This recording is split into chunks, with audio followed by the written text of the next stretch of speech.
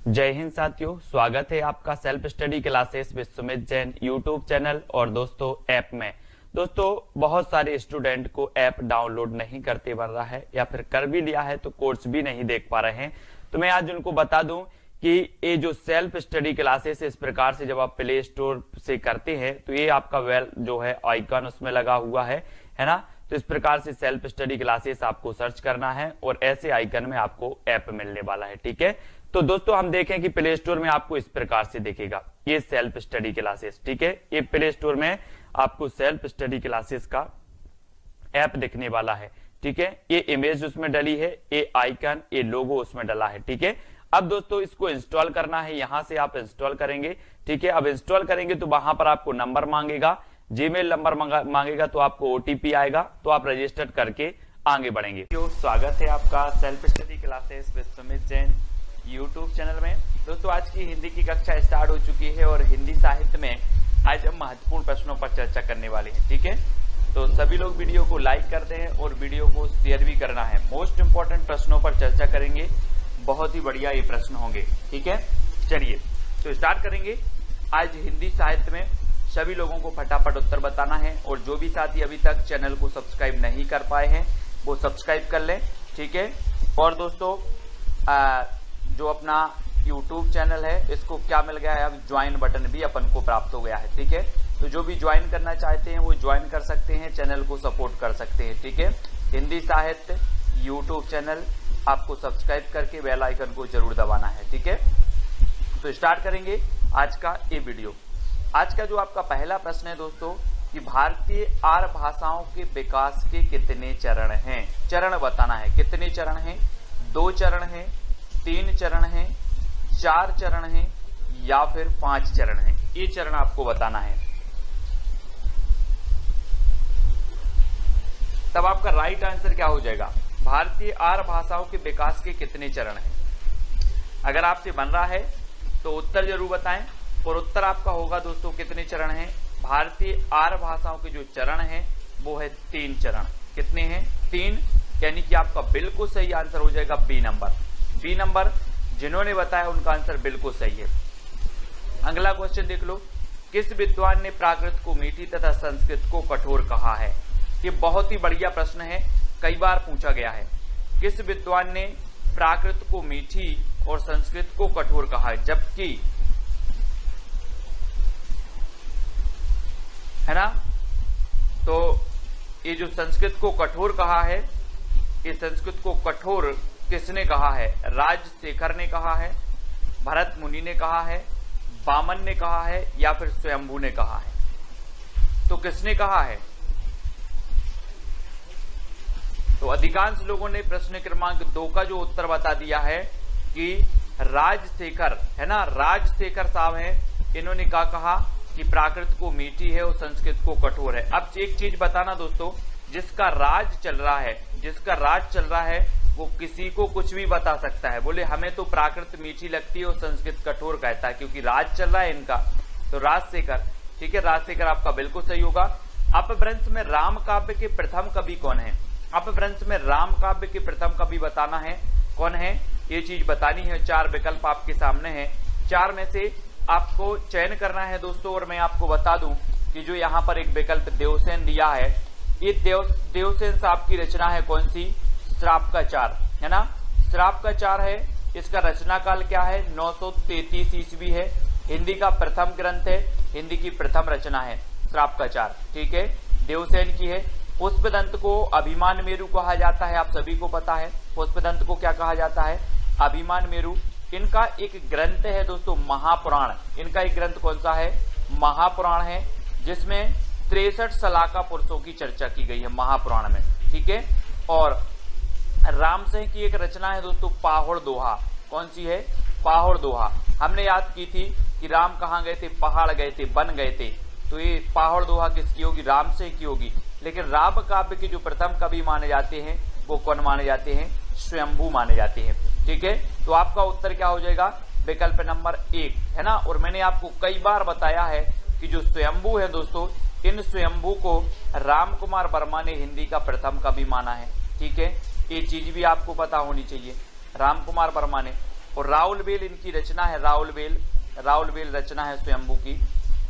राउलवेल तो रोड़ा कवि की, राउलवेल तो रोड़ा कवि की है, इनकी है कौन सी है, राम काव्य पर आधारित। स्वयंभू की आपको बताना है, राउलवेल तो रोड़ा कवि की है, स्वयंभू की राम काव्य पर आधारित जो रचना है वो आपको ही बताना है ना। मुझे क्या नहीं हो रहा है, याद नहीं आ रहा है वो।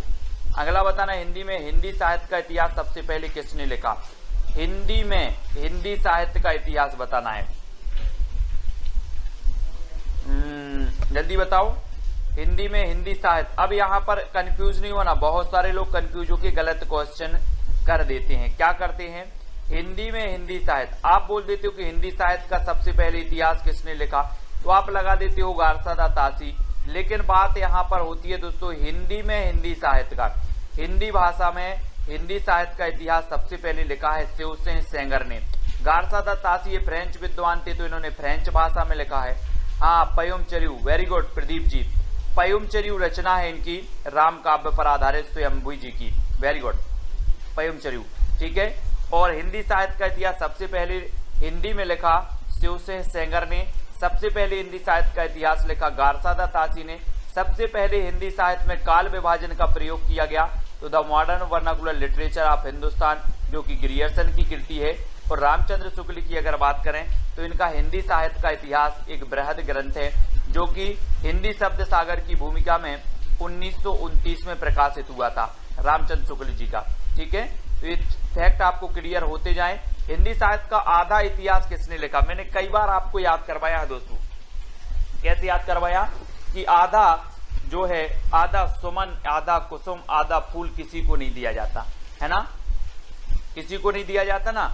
तो आधा इतिहास कौन लिखेगा, आधा, बोले सर आधा किसी को नहीं दिया जाता, क्या, फूल, सुमन, कुसुम, है ना, ये सभी पर्यायवाची हैं, तो ये सुमन राजे ने लिखा है ना।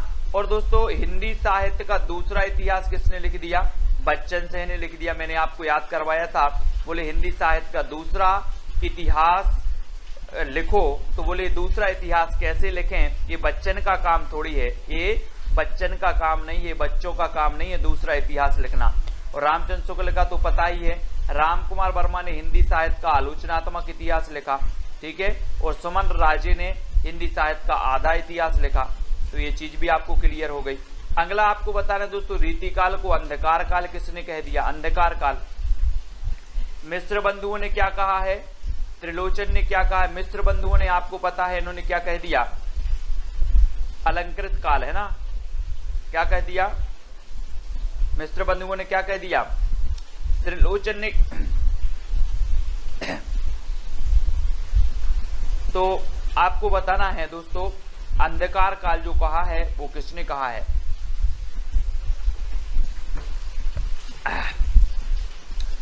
और अंधकार काल कहा किसने, त्रिलोचन साहब ने। बी नंबर आपका बिल्कुल सही हो जाएगा, ये रीति काल को, ठीक है, हाँ बी नंबर सही होगा। अगला बताओ, हिंदी साहित्य का संक्षिप्त इतिहास के लेखक कौन है, हिंदी साहित्य के संक्षिप्त इतिहास विश्वनाथ त्रिपाठी हैं या फिर रामचंद्र शुक्ल हैं, बच्चन से हैं या हजारी प्रसाद द्विवेदी हैं, कौन है। हाँ, मिश्र बंधुओं ने अलंकृत काल कहा है, वेरी गुड।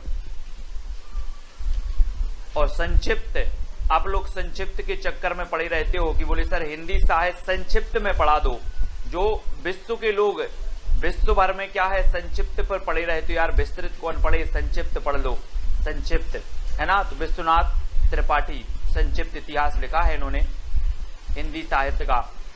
हिंदी साहित्य का उद्भव, हिंदी साहित्य का आदिकाल, हिंदी साहित्य की भूमिका, ये सब हजारी प्रसाद द्विवेदी ने लिखी हैं। बच्चन सिंह ने तो बता दिया कि हिंदी साहित्य का दूसरा इतिहास लिख दिया। रामचंद्र शुक्ल ने हिंदी साहित्य का इतिहास लिखा है हिंदी शब्द सागर की भूमिका में, है ना। तो ये चीज भी आपको याद रखनी है, और ये नंबर आपका विश्वनाथ त्रिपाठी बिल्कुल सही हो जाएगा।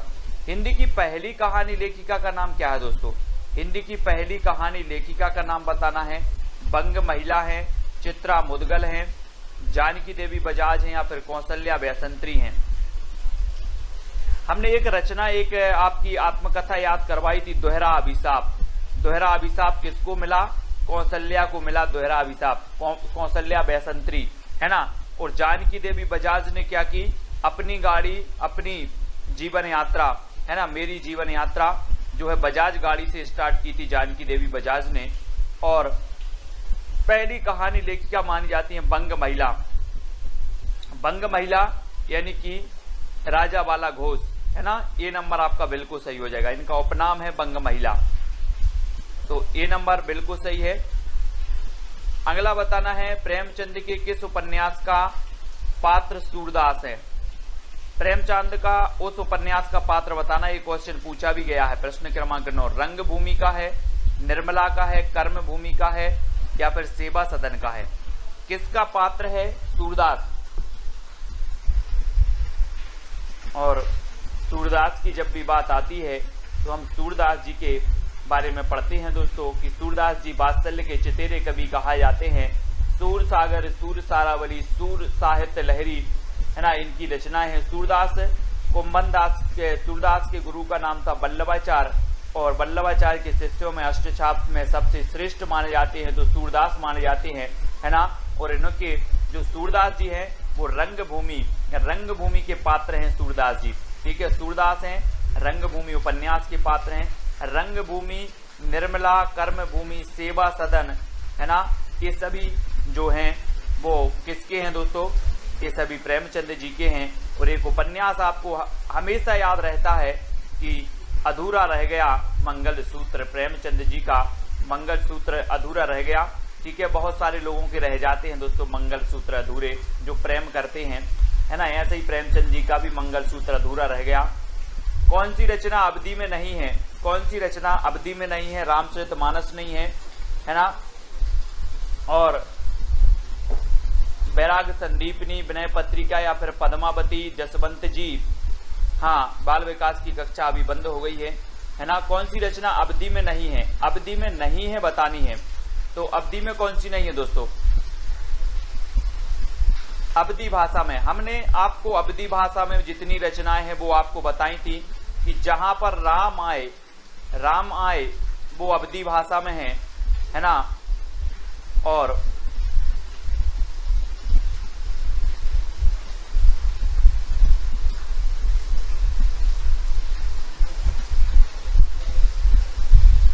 तो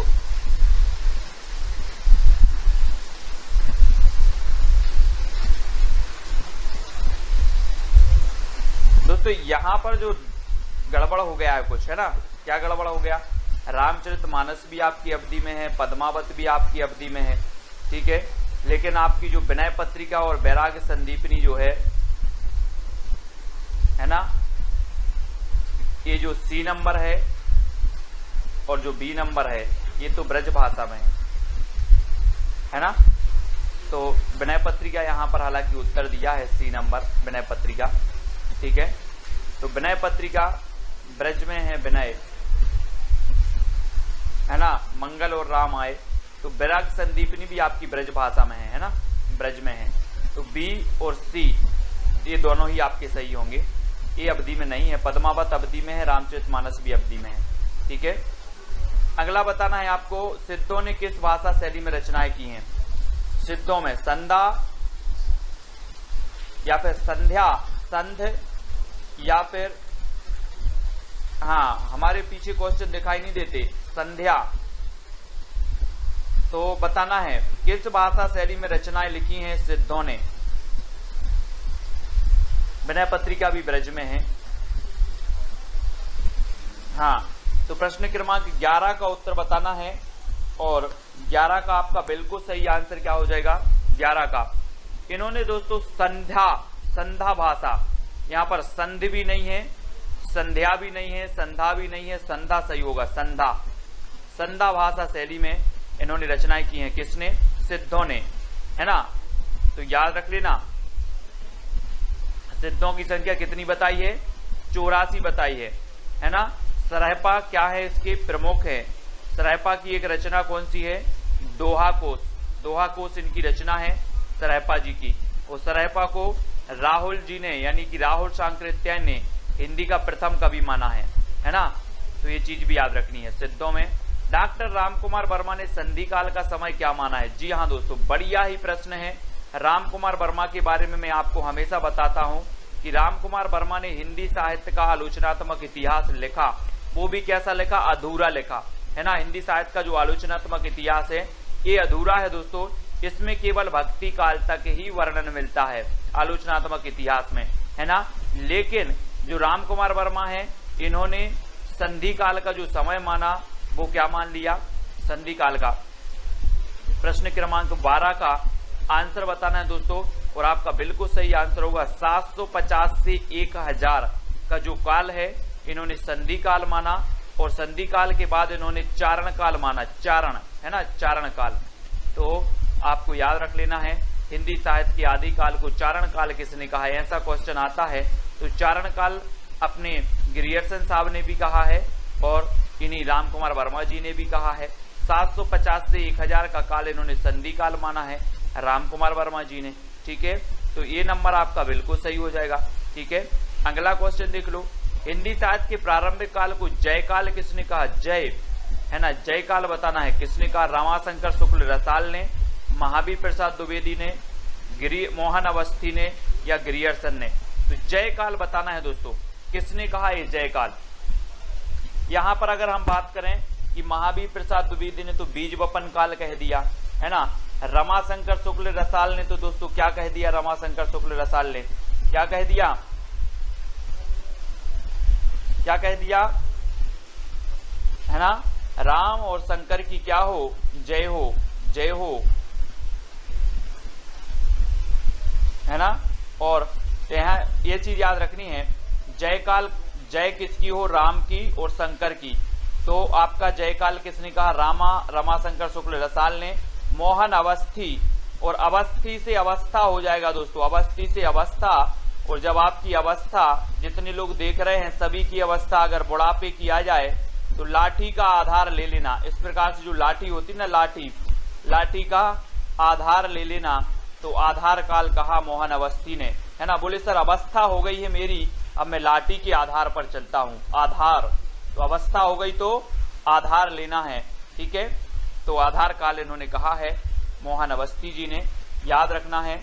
अगला क्वेश्चन बताना है, घोटन रचना का संबंध किस विधा से है, घोटन, घोटन होने लगी किस विधा, आत्मकथा, रेखा चित्र, कहानी या फिर उपन्यास से।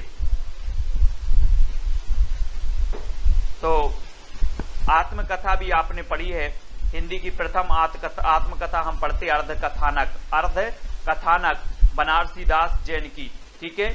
और अर्धकथा हम पढ़ते हैं नगेंद्र की आत्मकथा, है ना। आत्मकथा हम नगेंद्र की पढ़ते हैं, अर्धकथा, और अर्धकथानक हम पढ़ लेते हैं किसकी, अर्धकथानक बनारसी दास जैन की, है ना। तो ये चीज भी आपको याद रखनी है। और जो घोटन रचना है ये किसकी है, आत्मकथा है, आत्मकथा की है ये, है ना। और 1 नंबर आपका बिल्कुल सही हो जाएगा, ठीक है। हाँ, मोहन का आधार कार्ड, मोहन का आधार कार्ड तो Aadhaar card, very good, very good. Om Prakash Valmiki, है ना, ओम प्रकाश वाल्मीकि, वाल्मीकि है, ये नंबर आपका बिल्कुल सही हो जाएगा, वेरी गुड। परवेज कुरैशी जी, ये ओम प्रकाश वाल्मीकि की क्या है, आत्मकथा है ना, घोटन। अगला देखो, गर्दिश के दिन, बहुत ही कई बार मैंने आपको बताया है कि ये गर्दिश के दिन ये आत्मकथा है, किसकी है, कितने पाकिस्तान, आपको पता है कितने पाकिस्तान एक रचना लिखी है, किसने लिखी है, किसने लिखी, कितने पाकिस्तान, कितने पाकिस्तान, मैंने आपको याद करवाया था। बोले सर पाकिस्तान कितने हैं,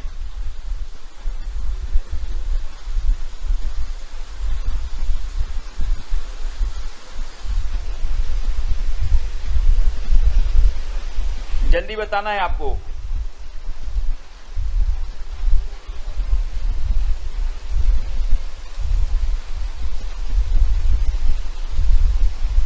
गर्दिश के दिन आत्मकथा बताना है।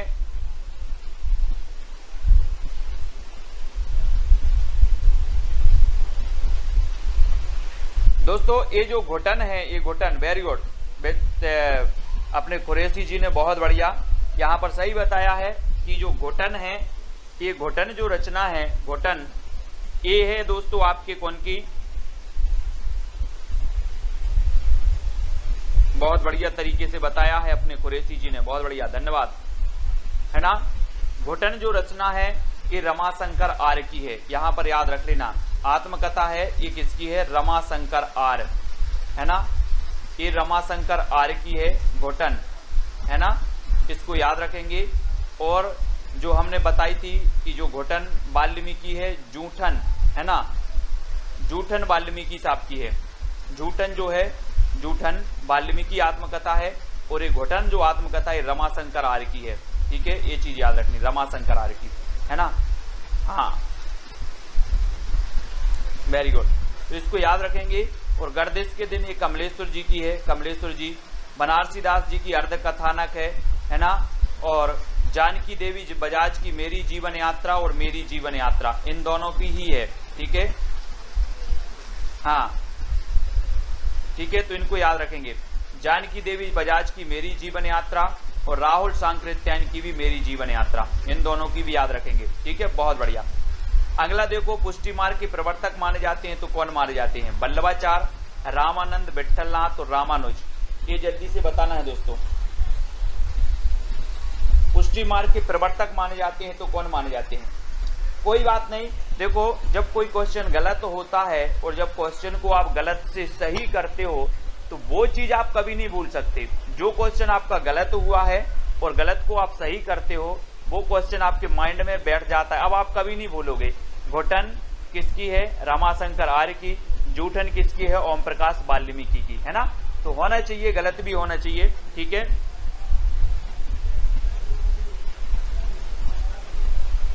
ठीक है, तो ये चीज भी आपको याद रखनी है।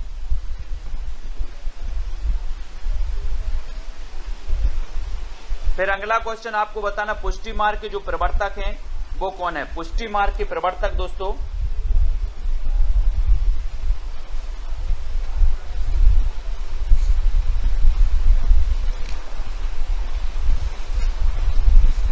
पुष्टि मार्ग के सभी लोग प्रवर्तक बताएंगे, सभी लोगों को पता है।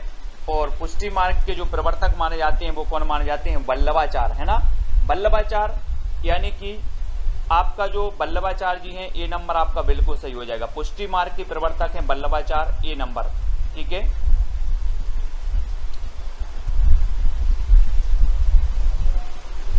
ना, अष्टचाप की स्थापना की थी 1565 में। नेक्स्ट बताना, हिंदी के किस साहित्यकार को सर्वप्रथम ज्ञानपीठ पुरस्कार मिला है।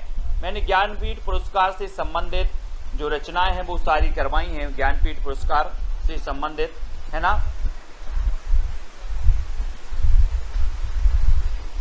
और सर्वप्रथम ज्ञानपीठ पुरस्कार किसे मिला ये चीज भी बतानी है। तो दोस्तों हम जब ज्ञानपीठ पुरस्कार पढ़ते हैं तो सर्वप्रथम हिंदी में जो ज्ञानपीठ पुरस्कार मिला वो 1968 में मिला चिदम्बरा के लिए सुमित्रा नंदन पंत को, है ना, 72 में अपने दिनकर जी को मिल गया उर्वशी, है ना, कैसे याद किया था कि दिन में बसी, दिन में उर्वशी, दिन में उर्वशी तो दिनकर, और 72 साल की हो गई उर्वशी, है ना, उर्वशी। महादेवी वर्मा जी की यामा, यामा के लिए मिला यानी 1982 में, ठीक है, और अज्ञेय के लिए मिला 1978 में मिल गया इन्हें, ठीक है, तो इनको सभी को याद रखना है। ये जो अपने ज्ञानपीठ पुरस्कार वाली रचनाएं थे, जो साहित्यकार थे, वो भी आज के वीडियो में ही अपन ने याद किए हैं, है ना, तो ये तो सभी को याद हैं।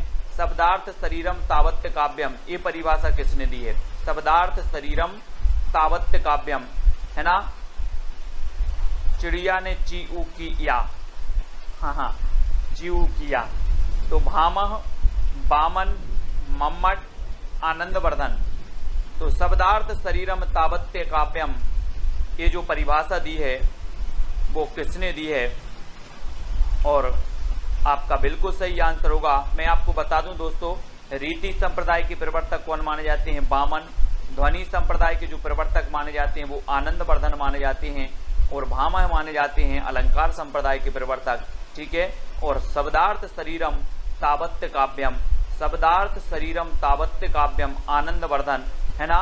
और दोस्तों कोई अच्छी सी ध्वनि आपके शरीर में सुन जाए, आपके शरीर आपको सुन जाए तो आपके शरीर को क्या आ जाता है, आनंद आ जाता है शरीर को। तो यहाँ पर शरीरम, शब्दार्थ शरीरम तावत्य काव्यम, कोई अच्छे से शब्द बोल दें शरीर में आनंद आ जाता है। है ना, आनंद आ जाता, आनंद की अनुभूति हो जाती है। तो शब्दार्थ शरीरम तावत् काव्यम, ये आनंद वर्धन की परिभाषा है। हिंदी के प्रथम दैनिक समाचार पत्र का नाम बताना है दोस्तों। हिंदी का प्रथम दैनिक समाचार पत्र कौन है? मैंने आपको समाचार पत्र भी याद करवाए हैं, पढ़ाए हैं, ऐसे हमेशा पूछे जाते हैं। हमने याद करवाए थे क्या? प्रदीप के बाल भटा से भरत गए, है ना, याद है आप लोगों को ट्रिक? प्रदीप के बाल भटा से भरत गए, यानी कि जो हिंदी प्रदीप था, हिंदी प्रदीप के संपादक कौन थे? बाल से बालकृष्ण भट्ट, ये हमने याद करे थे, है ना। ठीक है, प्रदीप के बाल भटा से भरत गए। अब प्रदीप जी हैं, बोले सर आप वही वही क्यों बोल रहे हो?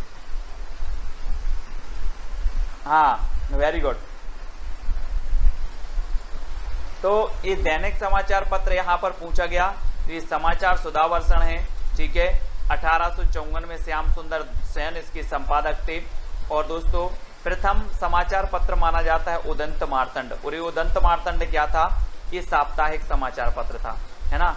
हिंदी का अगर आपसे पूछा जाता, ये दैनिक काट देते, ये दैनिक समाचार पत्र काट देते। प्रथम अगर इतना बस पूछा जाता प्रथम, तो आप लगा देते उदंत मार्तंड, है ना। और यहाँ पर दैनिक की जगह साप्ताहिक कर दिया जाता, साप्ताहिक, तब भी आप लगाते उदंत मार्तंड। लेकिन यहाँ पर अगर दैनिक अगर दिया है तो आपको यहाँ आ जाना है समाचार सुधावर्षण पर। ठीक है, समाचार सुधावर्षण पर।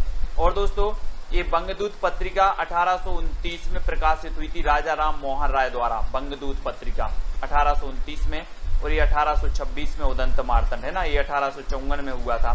समाचार सुधावर्षण हिंदी का प्रथम दैनिक समाचार पत्र, है ना। अवधि को अन्य किस नाम से भी जाना जाता है दोस्तों? अवधि को बघेली, दोनों, कोसली या इनमें से कोई नहीं, तो किस नाम से जाना जाता है अवधि भाषा को? प्रश्न क्रमांक 20 का सही आंसर बताना है। और अवधि को जाना जाता है प्रश्न क्रमांक 20 में, अवधि को कहा जाता है क्या? कोसली। कोसली यानी बी नंबर आपका बिल्कुल सही होगा। अवधि को कोसली भाषा के रूप में जाना जाता है, और बी नंबर आपका बिल्कुल सही हो जाएगा। ठीक है, बी नंबर। अगला क्वेश्चन है दोस्तों, स्नेह लीला की रचनाकार कौन है? स्नेह लीला, है ना, स्नेह है हमें, है ना, किससे स्नेह है? विष्णु जी से। किससे स्नेह है? विष्णु जी से स्नेह है। तो स्नेह लीला के रचनाकार कौन होंगे?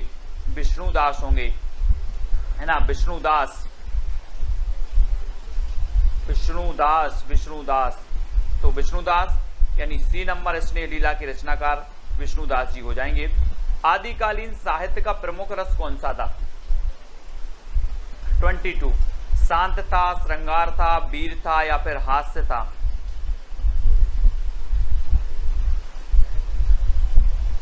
आदिकालीन साहित्य का प्रमुख रस कौन सा था?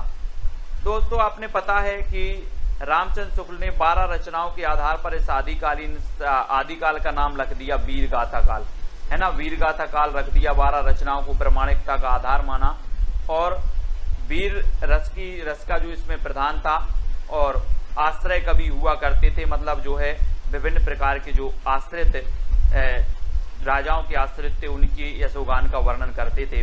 तो पूर्ण रूप से इन ग्रंथों को प्रामाणिक नहीं माना गया। ठीक है, अगला आपको बताना है निम्न में से कौन सा मनोविश्लेषणवादी कवि माना जाता है? मनोविश्लेषणवादी, ये क्वेश्चन कई बार पूछा गया है दोस्तों। मनोविश्लेषणवादी, यहाँ आप लोग कंफ्यूज होते हो। देखो, मनोविश्लेषणवादी कवि माने जाते हैं कौन कौन? जैनेन्द्र कुमार माने जाते हैं, ईलाचंद्र जोशी माने जाते हैं, अज्ञेय माने जाते हैं, ये तीनों ही माने जाते हैं दोस्तों। और एक और माने जाते हैं, अगर किसी को पता हो तो बता देना, कमेंट में बता देना, है ना। एक और माने जाते हैं, कौन माने जाते हैं? मनोविश्लेषणवादी। ये क्वेश्चन कई बार पूछे गए। अज्ञेय, जैनेन्द्र और ईलाचंद्र जोशी, ये मनोविश्लेषणवादी कवि हैं। यानी आपका उत्तर क्या हो जाएगा? डी नंबर हो जाएगा। ये क्वेश्चन बनता ही है। ठीक है,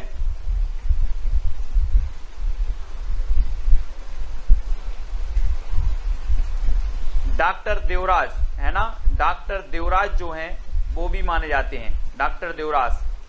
ठीक है, याद रख लेंगे, वेरी गुड। परवेज खुरैशी जी, डॉक्टर देवराज भी मनोविश्लेषणवादी माने जाते हैं ना, तो ये चीज भी आपको याद रखनी है। बहुत बढ़िया। अगला बताना, हिंदी का सबसे प्राचीन छंद कौन सा है? प्राचीन, दोहा है, वर्वे है, छप्पय है या फिर सवैया है? सबसे प्राचीन छंद की बात हो रही है और सबसे प्राचीन छंद कौन सा माना जाता है?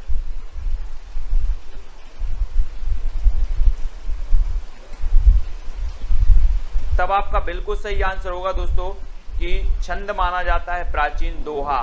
दोहा माना जाता है, यानी कि ए नंबर आपका दोहा बिल्कुल सही हो जाएगा। ठीक है, दोहा प्राचीन छंद है और दोहा में आप पढ़ते हैं ना 13-11। निम्न में से कौन सा तार सप्तक का कवि नहीं है? तार सप्तक है ना, 4 तार सप्तक प्रकाशित हुए दोस्तों, और तार सप्तक मैंने याद भी करवाए थे, तार सप्तक के कवि याद करवाए थे, है ना। तार सप्तक की बहुत सारी चीजें आपको ट्रिक बताई थी और नेक्स्ट वीडियो भी मैं बताने वाला हूं। तार सप्तक के कवि प्रथम के कौन है, द्वितीय के कौन है, तृतीय के कौन है ना। नैमी मुक्त भारत की प्रभा गिरी राम की आज्ञा से, कोड है एक तार सप्तक का, नैमी मुक्त भारत की प्रभा गिरी राम की आज्ञा से। ये ऐसा कोड मैं आपको कर करके बताऊंगा। और तार सप्तक के नैमीचंद्र जैन भी हैं, मुक्तिबोध भी हैं, अज्ञेय भी हैं। तो कौन नहीं है? रामधारी से दिनकर साहब नहीं है, दिनकर यानी सी नंबर। ठीक है, दिनकर साहब नहीं है। रामायण महानाटक के रचयिता कौन है दोस्तों? ये 1610 का नाटक है। ये पूछा गया है एलटी ग्रेड में पूछा गया, यूपी एलटी ग्रेड में, है ना, कि रामायण महानाटक की रचना कौन है? ज्योतिश्वर ठाकुर हैं, नावादास हैं, प्राणचंद्र चौहान हैं या फिर दामोदर कवि हैं। तो आपको पता है कि रामायण हमारी क्या है? प्राण है। तो रामायण महानाटक के रचयिता कौन होंगे? प्राणचंद्र चौहान, है ना। और एक रचना है वर्ण रत्नाकर, वर्ण काय में पढ़ना है? वर्णमाला या फिर वर्ण पढ़ना है हमें ज्योति में, अंधेरे में नहीं पढ़ना है, ज्योति में पढ़ना है। तो वर्ण रत्नाकर ज्योतिश्वर ठाकुर की है। भक्तमाल आपको पता है नावादास की है भक्तमाल। ठीक है, और दामोदर कवि की कौन सी है? दामोदर कवि की आपको बताना है कौन सी है, कमेंट में लिखो फटाक से। दामोदर कवि की रचना कौन सी है जो प्रसिद्ध है, पूछी जाती है?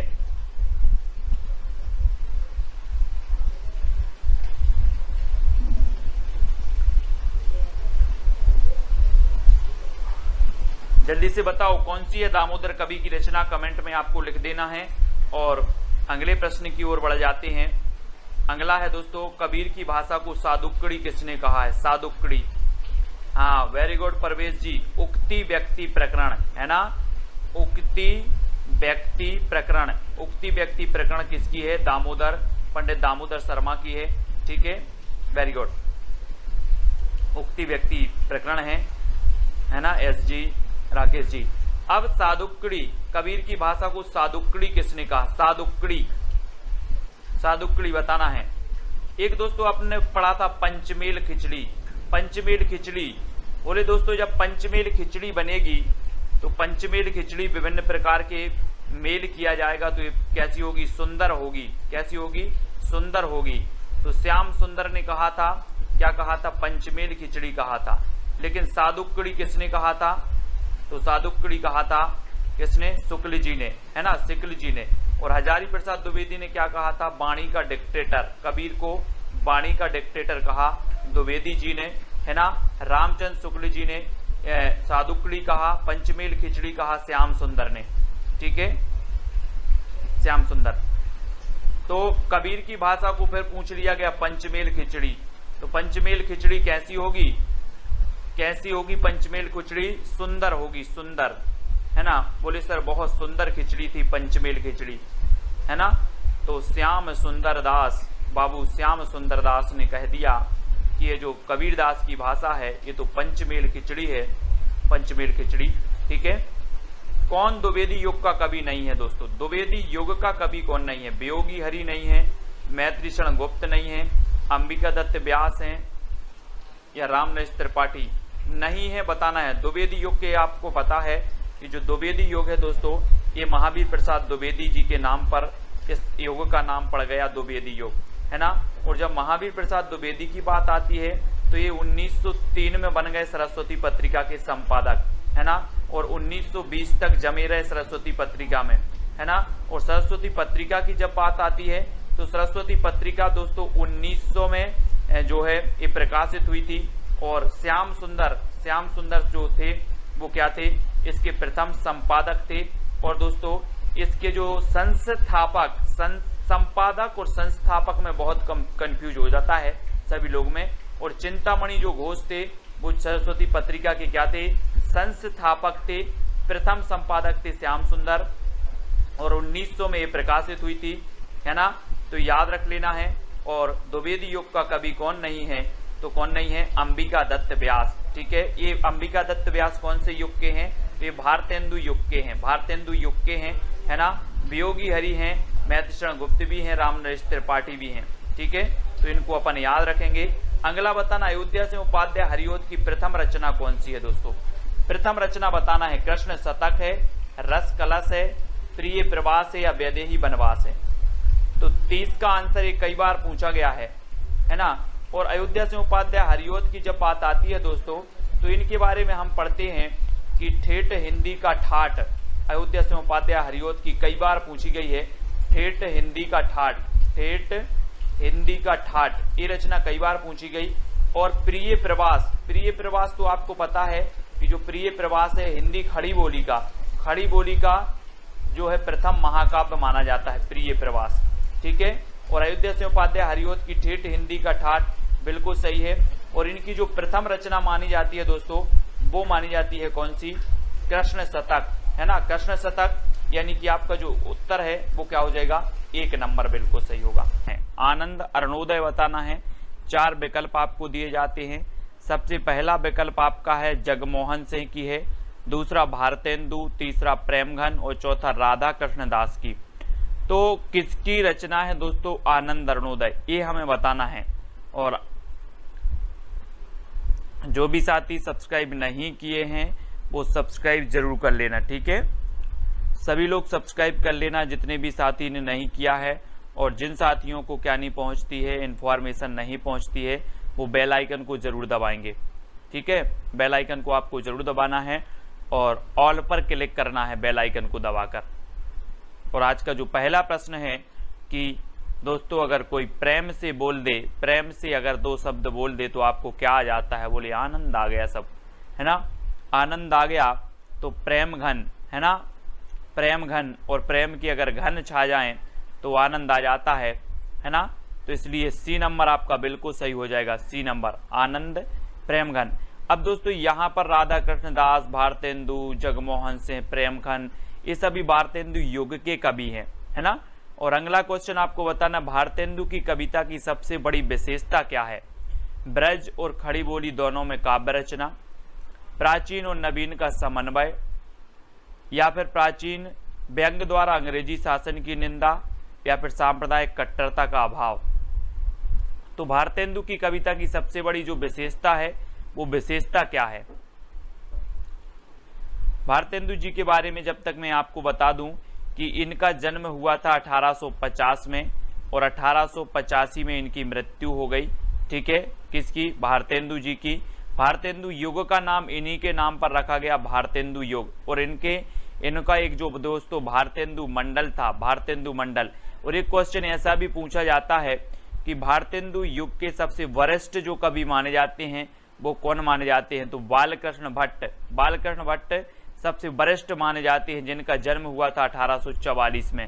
ठीक है, और बालकृष्ण भट्ट की जब बात आ ही गई है दोस्तों तो हिंदी प्रदीप के संपादक थे बालकृष्ण भट्ट, है ना। तो याद रख लेना है, प्रदीप के बाल भट्टा से भरत गए, है ना। और भारतेंदु की कविता की सबसे बड़ी जो विशेषता थी कि व्यंग द्वारा अंग्रेजी शासन की निंदा, यानी कि आपका जो उत्तर है वो सी नंबर बिल्कुल सही हो जाएगा, व्यंग द्वारा अंग्रेजी शासन की निंदा। ये भारतेंदु युग की कविता की सबसे बड़ी विशेषता थी, यानी आपका उत्तर क्या होगा, सी नंबर। ठीक है, अगला बताना है कामायनी में श्रद्धा किसका प्रतीक है। अब दोस्तों कामायनी की यहाँ पर जब बात आ गई है तो कामायनी के बारे में भी जान लेते हैं। जब तक आप उत्तर का चयन करेंगे जब तक मैं आपको बता दूं कि कामायनी का जो सन माना जाता है, जो काल माना जाता है, प्रकाशन काल माना जाता है, वो 1935 माना जाता है। कामायनी 15 सर्ग हैं। कामायनी जयशंकर प्रसाद की रचना है। ठीक है, ये चीज भी आपको याद रखनी है। कामायनी किसकी है? जयशंकर प्रसाद की है। और दोस्तों इसमें श्रद्धा किसका प्रतीक है? ये क्वेश्चन कई बार आपसे पूछा गया है। तो कामायनी में जो श्रद्धा प्रतीक है वो हृदय का प्रतीक है। हृदय यानी कि और में विराजमान, और का प्रतीक है, हृदय का प्रतीक है। और सी नंबर आपका बिल्कुल सही हो जाएगा, यानी कि जो सी नंबर है, जिन्होंने सी बताया उनका आंसर बिल्कुल सही है। और अगले क्वेश्चन की ओर बढ़ जाते हैं कि हिंदी में स्वच्छंद छंद की प्रथम प्रयोक्ता कौन है? दोस्तों स्वच्छंद छंद की प्रथम प्रयोक्ता बताना है। श्रीधर पाठक हैं, निराला हैं, राम नरेश त्रिपाठी हैं या फिर प्रसाद जी हैं। और आपको पता होगा कि दोस्तों जो अपने महावीर प्रसाद द्विवेदी थे, महावीर प्रसाद द्विवेदी, इन्होंने क्या किया कि ये संपादक थे कई के सरस्वती पत्रिका के। और जो छंद मुक्त रचना इनकी जो थी वो कौन सी थी? निराला जी की कौन सी थी? जूही की कली थी। और जूही की कली को प्रकाशित करने से मना कर दिया महावीर प्रसाद द्विवेदी ने। और फिर आगे चलकर ये जूही की कली जो रचना है बहुत ही प्रसिद्ध हुई और ये जो है दोस्तों प्रसिद्धि का आधार बनी निराला जी की। निराला जी यानी बी नंबर बिल्कुल सही है। ठीक है, इनका एक शोक गीत है दोस्तों, कौन सा? सरोज स्मृति। संसार का सबसे शोक गीत माना जाता है इनका, निराला जी का सरोज स्मृति। तो ये चीज भी आपको याद रखना है ना। और ठीक है, अगला पूछा जाता है कि छायावादी काव्य का रुद्र किसे कहा जाता है? रुद्र बताना है किसे कहा जाता है। 4 विकल्प में से आपको उत्तर बताना है। और सबसे पहले मैं आपको बता दूं कि जो महादेवी वर्मा है दोस्तों, महादेवी वर्मा के बारे में जान लेते हैं। सबसे पहला जो इनका फैक्ट आता है कि इन्हें क्या कहा जाता है? महादेवी वर्मा को आधुनिक मीरा कहा जाता है। ठीक है, दूसरा फैक्ट आपका आता है दोस्तों कि महादेवी वर्मा की जो यामा रचना है इसे 1982 में ज्ञानपीठ पुरस्कार मिला। ठीक है, और जो महादेवी वर्मा जी हैं ये छायावाद की आधार स्तंभ मानी जाती है। ठीक है, और महादेवी की रचनाएं हैं रश्मि, नीरजा, सरोज, ये सभी हैं। ठीक है, हाँ बेटी है सरोज स्मृति। और महादेवी वर्मा के बारे में तो हमने जान लिया, लेकिन जो रुद्र कहा जाता है वो किसे कहा जाता है? निराला जी को कहा जाता है। और दोस्तों इनकी एक रचना और पूछी जाती है, तोड़ती पत्थर, है ना। तोड़ती पत्थर यथार्थवादी रचना है इनकी, तोड़ती पत्थर, है ना। ऐसा पूछा जाता है तोड़ती पत्थर किस प्रकार की रचना मानी जाती है? तो यथार्थवादी मानी जाती है। और पंत को प्रकृति का चितेरा कवि भी कहा जाता है, प्रकृति का चितेरा कवि। और नंद दुलारे वाजपेयी ने पंत को क्या माना है? छायावाद का प्रवर्तक माना है। किसने? नंद दुलारे वाजपेयी ने पंत को छायावाद का प्रवर्तक मान लिया। और प्रसाद जी को छायावाद का प्रवर्तक किसने माना है? तो जोशी साहब ने माना है, ईला चंद्र जोशी साहब ने। ठीक है, तो ये छायावाद के 4 आधार स्तंभों में से हमने इनकी बात कर ली, इनके बारे में जान लिया। ठीक है, अगला क्वेश्चन देखो, लोकायतन किस प्रकार की रचना है दोस्तों? लोकायतन बताना है। जब तक मैं आपको बता दूं कि जो लोकायतन रचना है ये पंत जी की है। किसकी है? पंत की। हाँ, राम की शक्ति पूजा भी इनकी लंबी कविताओं में से एक है, और निराला जी की। और लोकायतन बताना है तो लोकायतन ये पंत की रचना है और एक किस प्रकार की है? प्रबंध काव्य है, मुक्तक है, गीति नाट्य है या फिर चंबू काव्य है? ये हमेशा आपसे पूछा गया है और आपका बिल्कुल सही आंसर होगा लोकायतन। और लोकायतन जो काव्य रचना है दोस्तों ये महाकाव्य है। किसका? महाकाव्य है लोकायतन, पंत जी का है। बहुत ही बढ़िया हाँ, सजल गीतों की गायिका भी उन्हें कहा जाता है, महादेवी वर्मा जी को, है ना, सजल गीतों की गायिका। और लोकायतन महाकाव्य पंत जी का है, ये चीज भी याद रखनी है ना। और ये प्रबंध काव्य है, इसलिए याद रखना प्रबंध काव्य के। आपको पता है महाकाव्य और खंडक काव्य 2 भेद होते हैं प्रबंध काव्य के। ठीक है, तो ये प्रबंध काव्य है, महाकाव्य है पंत जी का। अगला क्वेश्चन है आचार्य नंदुलारे वाजपेयी ने छायावाद का जनक किसे माना है? छायावाद का जनक मैंने पहले ही आपको बता दिया है, तो उत्तर बताने में आपको दिक्कत नहीं होगी। निराला जी ने माना है, मुकुटधर पांडे ने माना है, जयशंकर प्रसाद या फिर सुमित्रा नंदन पंत ने माना है। तो किसने मान लिया दोस्तों नंदुलारे वाजपेयी को छायावाद का जनक? नंदुलारे वाजपेयी ने छायावाद का जनक। और नंद की बात आ रही है तो नंद किसे मानेंगी? नंद दुलारे वाजपेयी पंत को मानेंगी, है ना। डी नंबर आपका बिल्कुल सही होगा, पंत जी को माना है। और मुकुटधर पांडे को किसने माना है? तो शुक्ल जी ने माना है ना, मुकुटधर पांडे को शुक्ल जी ने। और सुमित्रा नंदन पंत को दुलारे वाजपेयी ने। ईला चंद्र जोशी ने माना है जयशंकर प्रसाद जी को। ठीक है, ये भी याद रखेंगे सभी लोग। अगला क्वेश्चन देख लेते हैं दोस्तों, छायावाद को चित्र भाषा शैली किसने कहा है? छायावाद को चित्र भाषा शैली किसने कहा है? रमाशंकर शुक्ल रसाल ने, रामचंद्र शुक्ल ने, या फिर नंदुलारे वाजपेयी ने, या सुमित्रा नंदन पंत ने? बहुत बढ़िया क्वेश्चन है और ये क्वेश्चन पूछा भी गया है दोस्तों कई बार, ठीक है। तो छायावाद को चित्र भाषा शैली जो कहने वाले हैं, जिन्होंने कहा है, वो कौन ने कहा है? और आपका बिल्कुल सही आंसर है रामचंद्र शुक्ल। रामचंद्र शुक्ल यानी कि आपका उत्तर हो जाएगा विकल्प नंबर बी। रामचंद्र शुक्ल ने चित्र भाषा शैली कहा है दोस्तों, चित्र भाषा शैली, और बी नंबर आपका बिल्कुल सही होगा, ठीक है। रामचंद्र शुक्ल ने छायावाद को चित्र भाषा शैली कहा है। और अगला क्वेश्चन है, जगन्नाथ दास रत्नाकर किस उपनाम से उर्दू में कविता लिखते थे दोस्तों? किस उपनाम से लिखते थे जगन्नाथ दास रत्नाकर? ये कई बार पूछा गया है दोस्तों। और जो वैद्यनाथ हैं, वैद्यनाथ, ये नागार्जुन लिखते थे वैद्यनाथ नाम से, ठीक है, नागार्जुन। और अपने जकी नाम से जो लिखते थे वो कौन लिखते थे? जकी। और जकी नाम से लिखते थे कौन? रत्नाकर जी, है ना। नवाब राय किसका नाम था? नवाब राय प्रेमचंद जी का। तो आपको याद रख लेना है कि रत्नाकर जी जकी उपनाम से लिखते थे, वैद्यनाथ उपनाम जो है नागार्जुन का वास्तविक नाम है। और दोस्तों कलाधर नाम से लिखते थे, कलाधर नाम से कौन लिखते थे? अपने जयशंकर प्रसाद लिखते थे, ठीक है। तो ये चीज आपको याद रखनी है। और आपका जकी बिल्कुल सही होगा, बी नंबर बिल्कुल सही हो जाएगा, ठीक है। अगला प्रश्न है, हिंदी का प्रथम सूफी कवि कौन है? सूफी कवि बताना है, यानी कि 39 का उत्तर बताना है। जायसी है, मुल्ला दाऊद है, नूर मोहम्मद है, या फिर मुल्ला बजी हैं? तो सूफी कवि कौन है यहाँ पर बताना है, प्रथम सूफी कवि।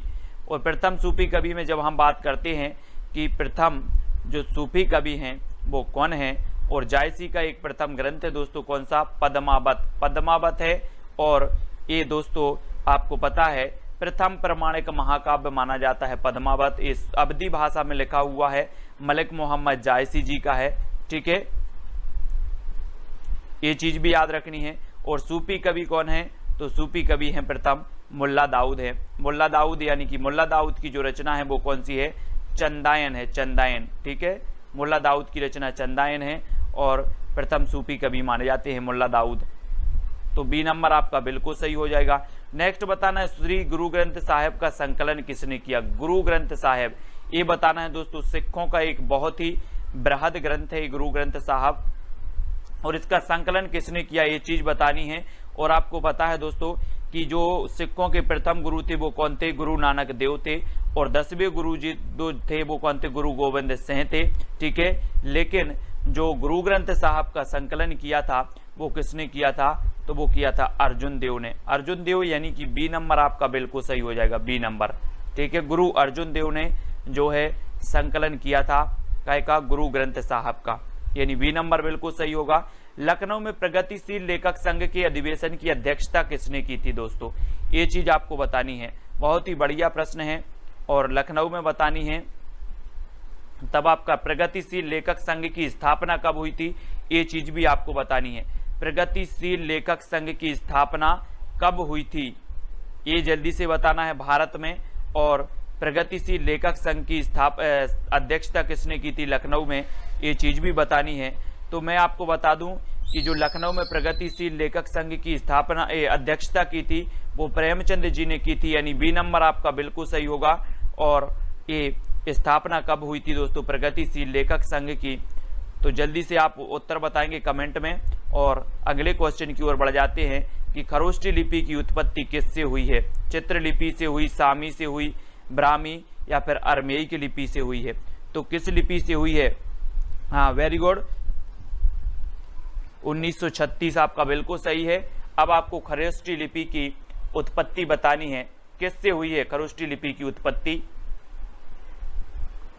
और आपका बिल्कुल सही आंसर होगा दोस्तों कि जो खरोष्ठी लिपि की उत्पत्ति मानी जाती है, कई बार क्वेश्चन पूछा गया है, और अरमेई की लिपि से हुई है। अरमेई की लिपि यानी डी नंबर आपका बिल्कुल सही हो जाएगा, ठीक है। अरमेई की लिपि से खरोष्ठी लिपि की उत्पत्ति हुई है। और अगले क्वेश्चन की ओर है, अंतस्थ व्यंजनों की संख्या कितनी है दोस्तों? अंतस्थ व्यंजन आप पढ़ते हो ना, या, रा, ला, वा, है ना। तो ये अंतस्थ व्यंजन है, अंतस्थ व्यंजन है ना। और अगर इसको ऐसे पढ़ें कि यार लव है ना, और दोस्तों यार से लव किया जाता है, प्रेम किया जाता है, तो कैसे किया जाता है? अंतस्थ से किया जाता है कि बाह्य से किया जाता है ना।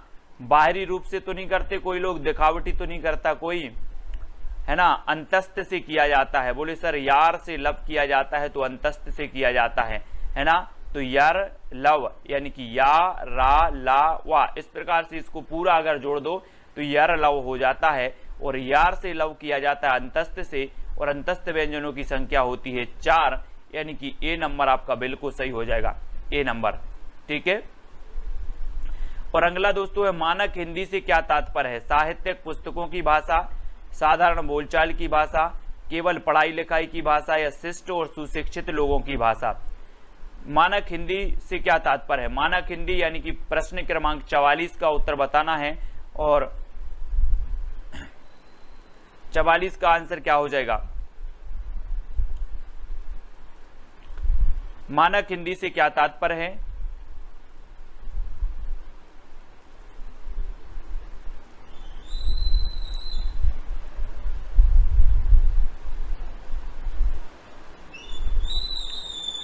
और आपका 44 का जो उत्तर होगा साहित्यिक पुस्तकों की भाषा, है ना। साहित्यिक पुस्तकों की भाषा जो होती है वो मानक हिंदी कहलाती है, साहित्यिक पुस्तकों की भाषा।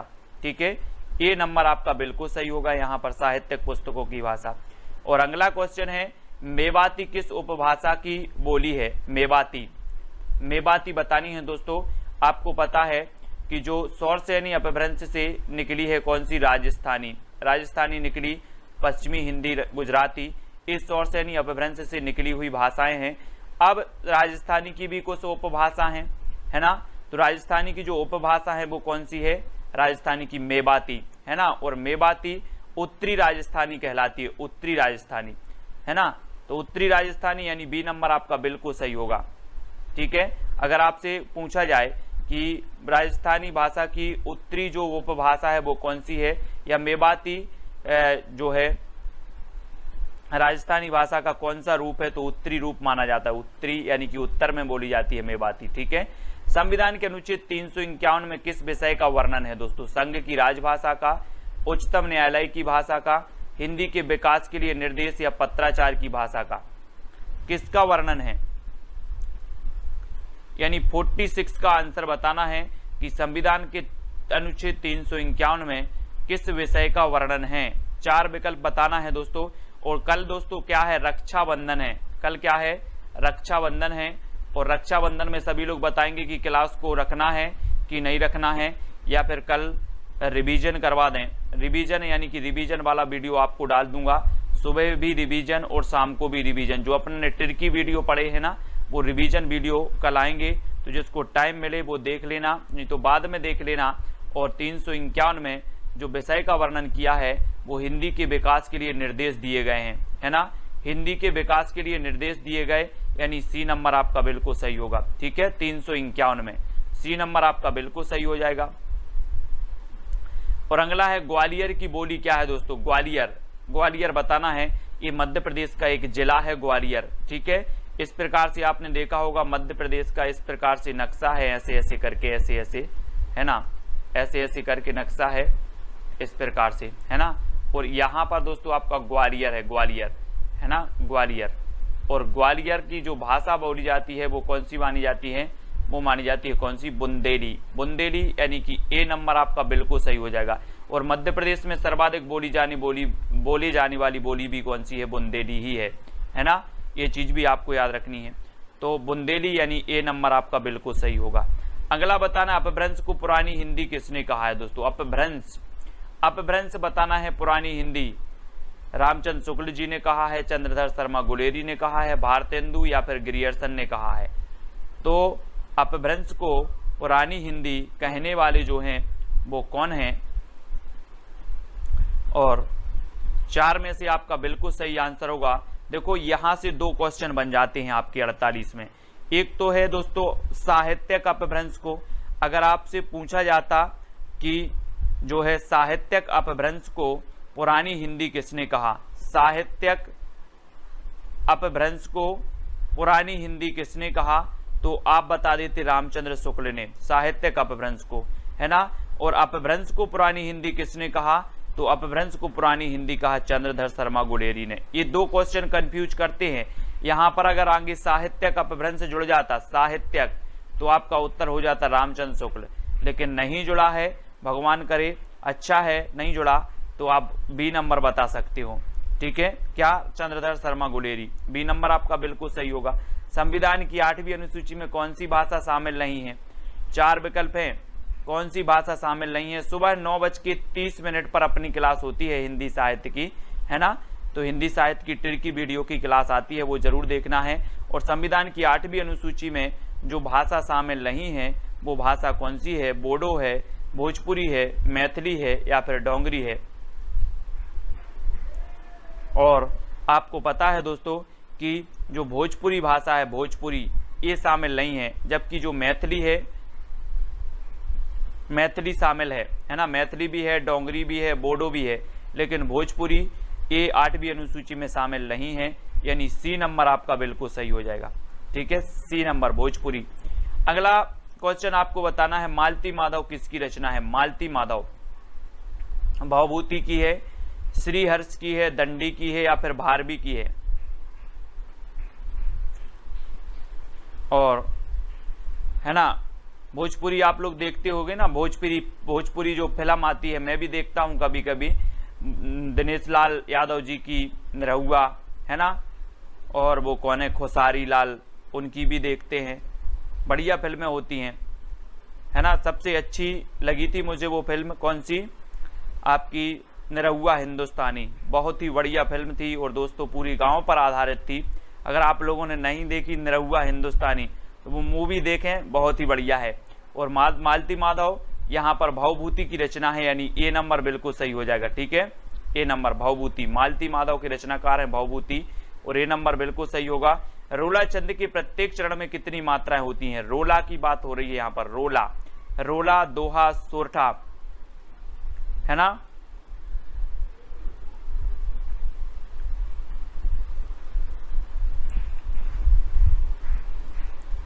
और आपका रोला छंद की प्रत्येक चरण में कितनी मात्राएं होती हैं ये आपको बतानी है। और रोला की जब बात आती है तो रोला में भी कितनी होती हैं? 24 होती हैं, सी नंबर। ठीक है, सी नंबर आपका 24 बिल्कुल सही हो जाएगा। रोला के प्रत्येक चरण में जो मात्राएं होती हैं वो होती हैं 24। और अगला क्वेश्चन है, निम्न में से किस कृति के लेखक नामवार से हैं? किस कृति के लेखक नामवार से हैं? आलोचना और काव्य, आस्था और सौंदर्य, दूसरी परंपरा की खोज या भाषा और समाज? तो किस आलोचना, किस कृति के लेखक माने जाते हैं नामवार से? आपने पढ़ी होगी दोस्तों कविता के नए प्रतिमान, कविता के नए प्रतिमान और नई कविता के प्रतिमान। कविता की नए प्रतिमान ये किसकी है? कविता के नए प्रतिमान, नए यानी कि नामवार। ठीक है, तो कविता के नए प्रतिमान नामवार की है और नई कविता के प्रतिमान लक्ष्मी नारायण की है। लक्ष्मी नारायण शायद। तो नामवार जी की जो है वो कौन सी है? दूसरी परंपरा की खोज। दूसरी परंपरा की खोज यानी यहां पर आपका उत्तर डी नंबर बिल्कुल सही होगा, डी नंबर। ठीक है, दूसरी परंपरा की खोज। द्वापर किसकी प्रसिद्ध कृति है? द्वापर, द्वापर बताना है, बहुत ही बढ़िया है। रामनरेश त्रिपाठी की तो मैंने आपको बताई थी कौन कौन सी है, मानसी, है ना, और कौन सी है, 2-3 रचना इनकी हमेशा पूछी जाती हैं रामनरेश त्रिपाठी की, है ना। और द्वापर बताना है तो द्वापर की रचनाकार तो कौन है? मैथिली शरण गुप्त जी हैं, मैथिली शरण गुप्त हैं। बी नंबर आपका यहाँ पर बिल्कुल सही होगा। द्वापर के रचनाकार कौन है? मैथिली शरण गुप्त। राष्ट्रकवि, राष्ट्रकवि हैं ये, राष्ट्रकवि हैं दोस्तों। और इनके 2 उपनाम हैं, एक मधुप भी पूछा जाता है कि मधुप उपनाम से कौन लिखते थे, और एक इनका उपनाम है दद्दा, है ना, दद्दा। आपसे पूछा जाएगा कि दद्दा उपनाम किसका है, मधुप उपनाम किसका है, तो आपका उत्तर सीधा सीधा होगा मैथिली शरण गुप्त। ठीक है, दद्दा उपनाम और मधुप उपनाम है इनके, है ना। भाषा की प्रवृत्ति कैसी होती है? सरल से कठिन की ओर होती है, कठिन से सरल की ओर होती, दोनों होती है, इनमें से कोई नहीं होती। तो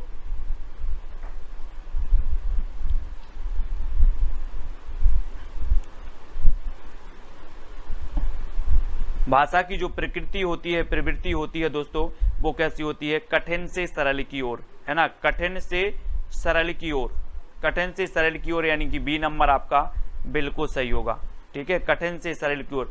सबसे पहले जब हम कोई भाषा सीखते हैं तो हमें कैसी लगती है? बहुत कठिन लगती है, पहाड़ जैसी लगती है ना, कैसी लगती है? पहाड़ जैसी लगती है, कठिन लगती है। क्या? भाषा। और भाषा की प्रवृत्ति होती है कठिन से सरल की ओर। जैसे जैसे हम पढ़ते जाते हैं, आगे बढ़ते जाते हैं, तो ये सरल लगने लगती है। ठीक है, तो सरल से कठिन नहीं होती। बहुत सारे लोग यहाँ पर कंफ्यूज हो जाते हैं कि सरल से कठिन की ओर, बिल्कुल नहीं होती, ये कठिन से सरल की ओर होती है भाषा की प्रवृत्ति।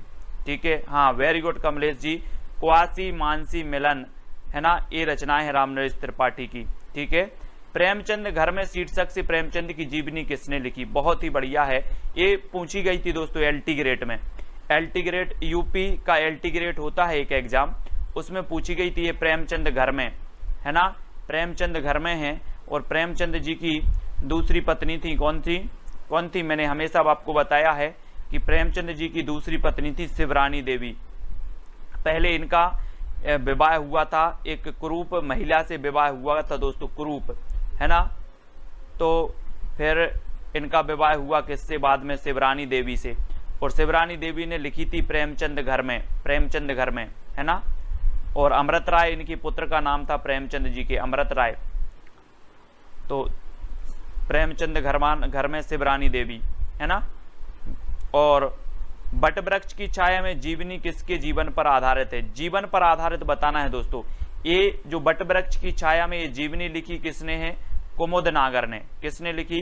कुमुद नागर। यानी कि अगर इसकी रचनाकार आपसे पूछा जाता कि बट वृक्ष की छाया की रचनाकार कौन है, तो आप बता देते कुमुद नागर। लेकिन आपसे पूछा गया है कि ये किसके जीवन पर आधारित है, ये पूछा गया है, तो आपको बताना है कि ये अमृतलाल नागर के जीवन पर आधारित है, यानी सी नंबर आपका यहाँ पर बिल्कुल सही होगा। ठीक है, अमृतलाल नागर के जीवन पर आधारित लिखी किसने है? कुमुद नागर ने, है ना। तो बी नंबर आपका, सी नंबर इस प्रश्न का आपका बिल्कुल सही होगा, अमृतलाल नागर। ठीक है,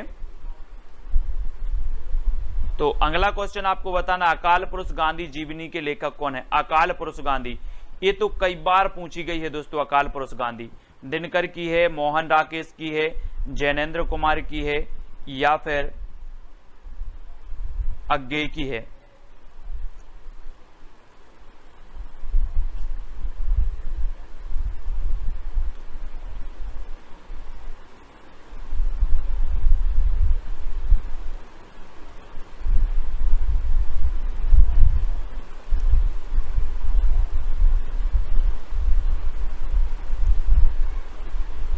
तो आपका बिल्कुल सही आंसर होगा जैनेन्द्र कुमार की, है ना।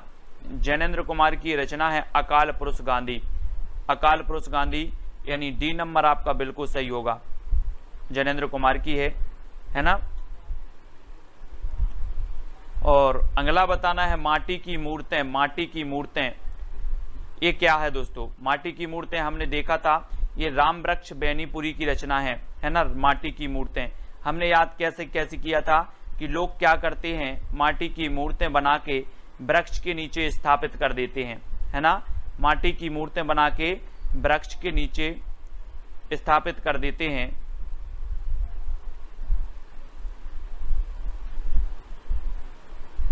है ना। मिट्टी की बारात से उमंगल से सुमन की है। और मिट्टी की माटी की मूर्तें आपका उत्तर होगा ये रेखा चित्र है। रेखा चित्र, रेखा रेखा रेखा, ये रेखा है। रेखा खींच दी थी लक्ष्मण रेखा, लक्ष्मण रेखा खींच दी। लक्ष्मण जी ने बोले इसके बाहर नहीं आना, इसके बाहर नहीं आना।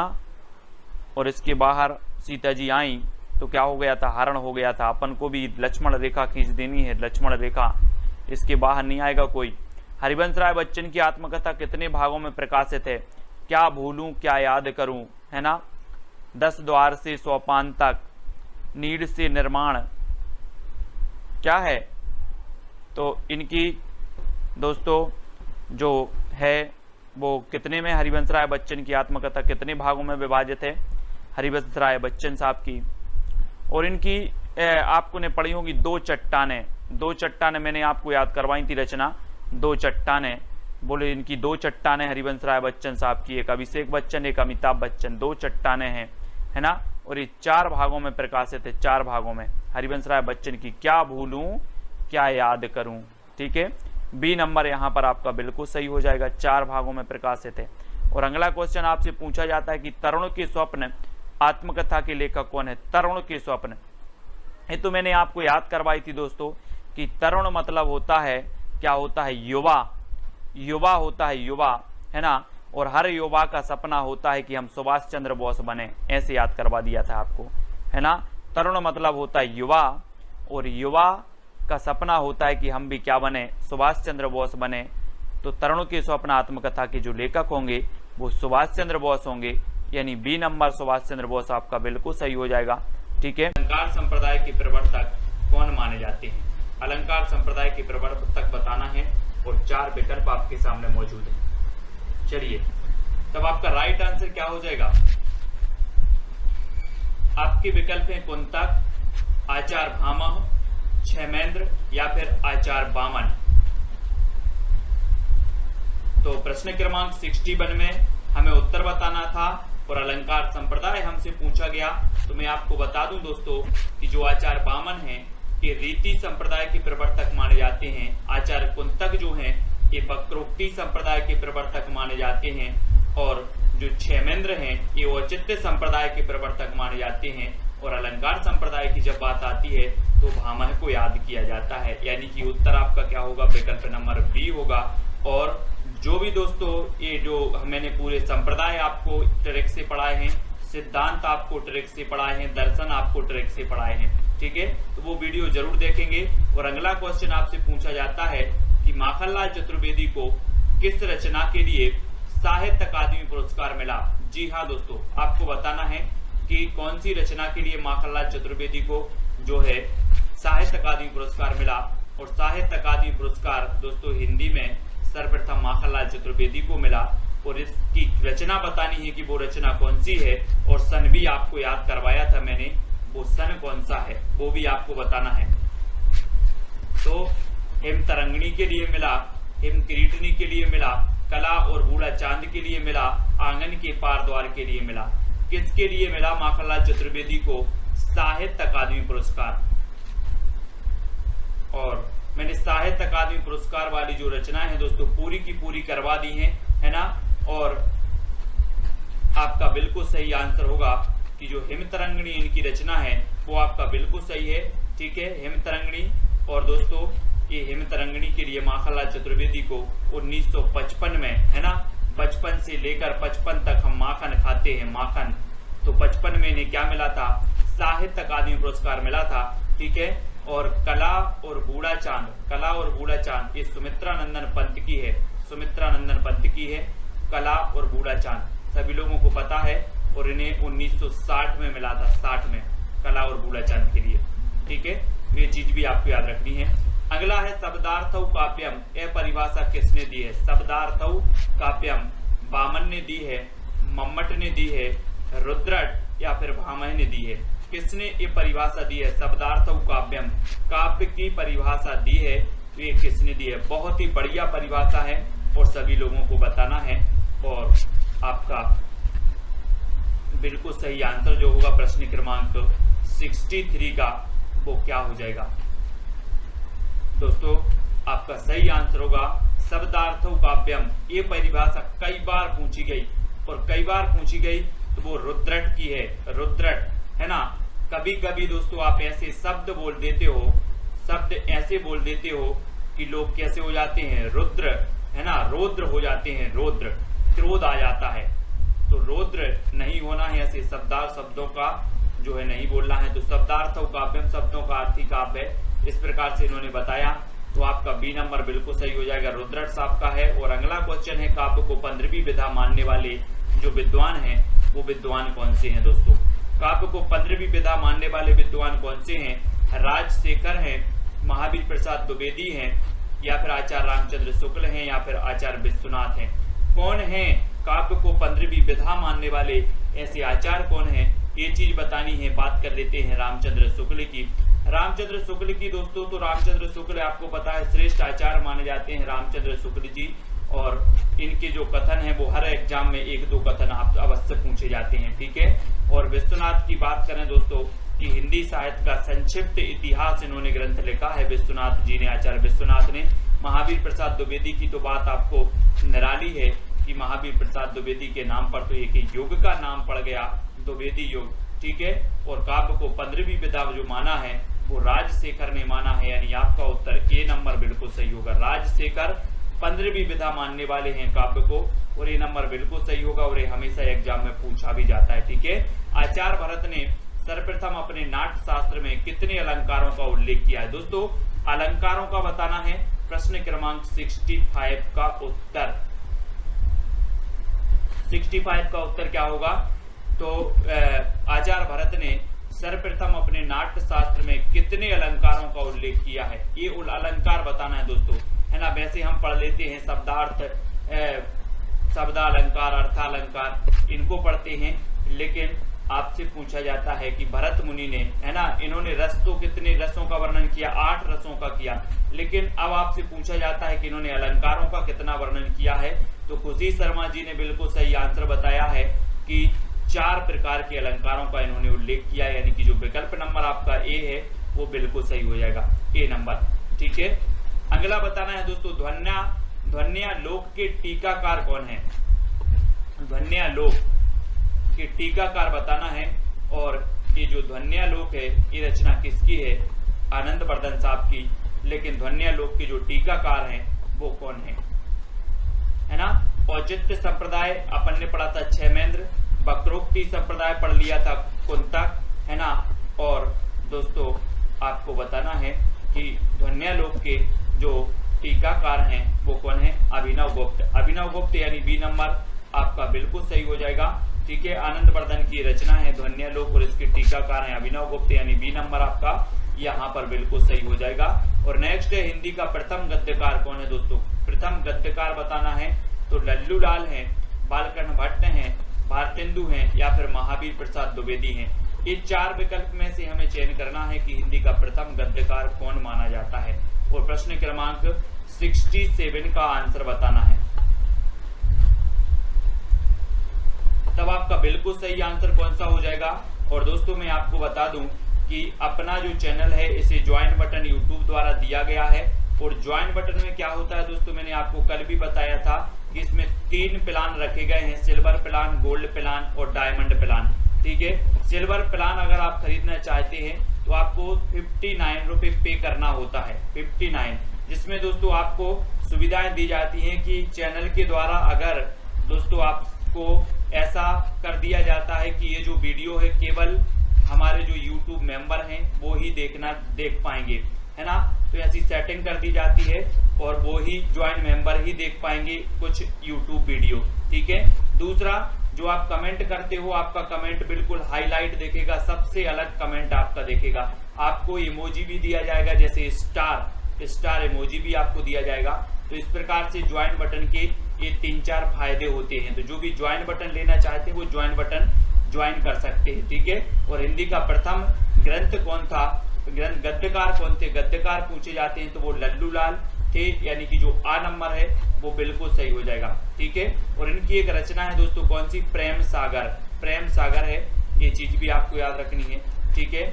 और अगला क्वेश्चन आपको बताना है, भुक्तिवाद की अवधारणा किसकी है? भुक्तिवाद बहुत ही बढ़िया प्रश्न है दोस्तों, और ये मम्मट की है, भट्ट लोलट की है, भट्ट नायक की है, या फिर आनंद वर्धन की है। तो भुक्तिवाद की जो अवधारणा है वो किसकी है? प्रश्न क्रमांक 68 में हमें उत्तर बताना है। और 68 में जो आपका बिल्कुल सही आंसर होगा वो कौन सा होगा? भुक्तिवाद की अवधारणा होती है, ये जो है वो किसकी है? भट्ट नायक की, हाँ भट्ट नायक की है भुक्तिवाद, भट्ट नायक की है। बी नंबर आपका बिल्कुल सही हो जाएगा, भट्ट नायक, ठीक है, बी नंबर। और कुटज की रचयिता कौन है? कुटज की बताना है दोस्तों हजारी प्रसाद द्विवेदी, विद्यानिवास मिश्र, रामचंद्र शुक्ल या फिर भारतेंदु। तो कुटज के रचयिता कौन माने जाते हैं? 4 विकल्प है।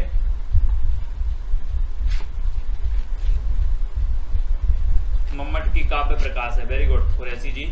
और कुटज के रचयिता जो माने जाते हैं वो कौन माने जाते हैं? हजारी प्रसाद द्विवेदी, है ना। हजारी प्रसाद द्विवेदी के बारे में हमने पढ़ा था कि शिरीष के फूल इनकी एक रचना है, शिरीष के फूल, अशोक के फूल, है ना। जब हमने समान नामों वाली रचनाएं पढ़ी थी तो तब पढ़ी थी शिरीष के फूल, अशोक के फूल, है ना। ये हजारी प्रसाद द्विवेदी की रचना है। कुटज भी इनकी ही रचना है। और हिंदी साहित्य का आदिकाल, हिंदी साहित्य का आदिकाल भी इन्हीं की रचना है, ठीक है। हिंदी साहित्य का दोस्तों आप पढ़ते हो उद्भव एवं विकास, है ना। उद्भव और विकास भी इन्हीं का है। हिंदी साहित्य की भूमिका भी इन्हीं का है, इन्हीं का ग्रंथ है हजारी प्रसाद द्विवेदी जी का। और कुटज भी इन्हीं का है, ठीक है। तो ये नंबर आपका बिल्कुल सही होगा। और अगला क्वेश्चन है शेष कादंबरी की रचयिता कौन है? ये रचना तो कई बार पूछी गई है और इसका उत्तर आप सभी को पता होनी चाहिए, ठीक है। सहस्रा जी के लिए जो है दोस्तों इन्होंने क्या किया है? गोल्ड बटन इन्होंने खरीदा है सहस्रा जी ने, बहुत बढ़िया। और शेष कादंबरी की रचयिता बताना है, इन्हें देखो स्टार मिला है। और प्रश्न क्रमांक 70 का उत्तर, और 70 का आपका बिल्कुल सही आंसर हो जाएगा, क्या हो जाएगा? 70 का सी, यानी कि मृदुला गर्ग। सी नंबर आपका बिल्कुल सही होगा। शेष कादंबरी की रचयिता है मृदुला गर्ग, ठीक है। सी नंबर आपका बिल्कुल सही होगा। और अगला क्वेश्चन है रामचंद्र शुक्ल ने करुण रस का स्थायी भाव माना है तो किसे माना है? निर्वेद को माना है, गिलानी को माना है, दैन्य को माना है या फिर करुणा को माना है? और 4 विकल्प हैं कि रामचंद्र शुक्ल ने करुण रस का जो स्थायी भाव माना है वो किसे माना है। और प्रश्न क्रमांक 71, और 71 का जो आपका बिल्कुल सही आंसर होगा वो क्या हो जाएगा? रामचंद्र शुक्ल ने करुण रस का स्थायी भाव माना है करुणा। करुणा यानी कि आपका जो डी नंबर है वो बिल्कुल सही हो जाएगा, करुणा, ठीक है। रामचंद्र शुक्ल ने करुण रस का स्थायी भाव करुणा को मान लिया। और ठेठ हिंदी का ठाठ उपन्यास के लेखक हैं तो कौन है? श्रद्धाराम फुल्लोरी हैं, हरिओद जी हैं, देवकीनंदन खत्री हैं या फिर बालकृष्ण भट्ट जी हैं। तो ठेठ हिंदी का ठाठ उपन्यास के लेखक कौन है? क्या हो जाएगा? और प्रश्न क्रमांक 72 और 72 का आपका बिल्कुल सही आंसर होगा हरिओद। हरिओद यानी कि जो आपका बी नंबर है वो बिल्कुल सही हो जाएगा। ठेठ हिंदी का ठाठ उपन्यास के जो लेखक हैं वो हैं हरिओद।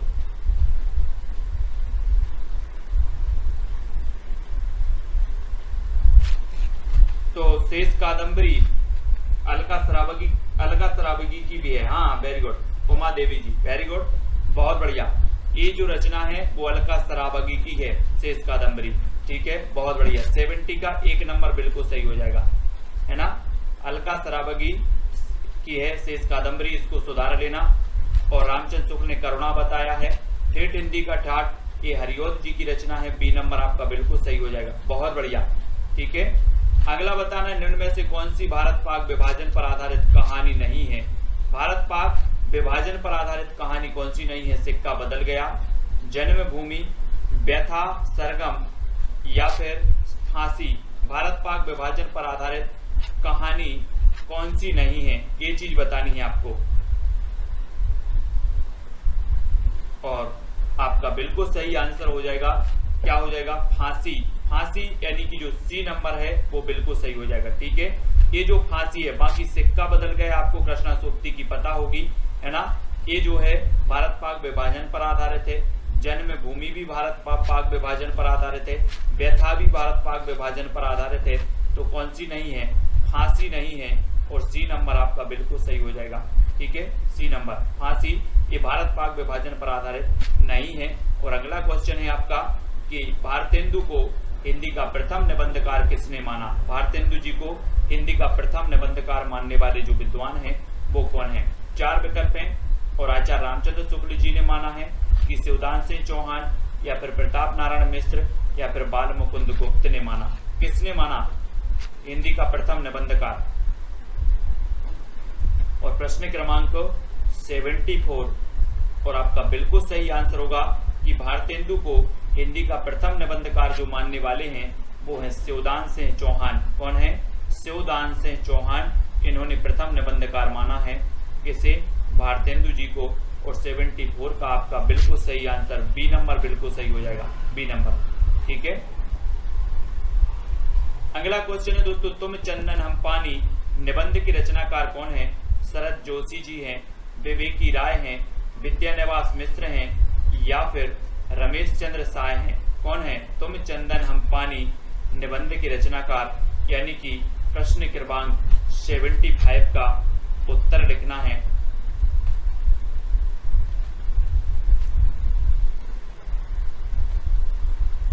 और तुम चंदन हम पानी जो निबंध के रचनाकार हैं वो है विद्यानिवास मिश्र।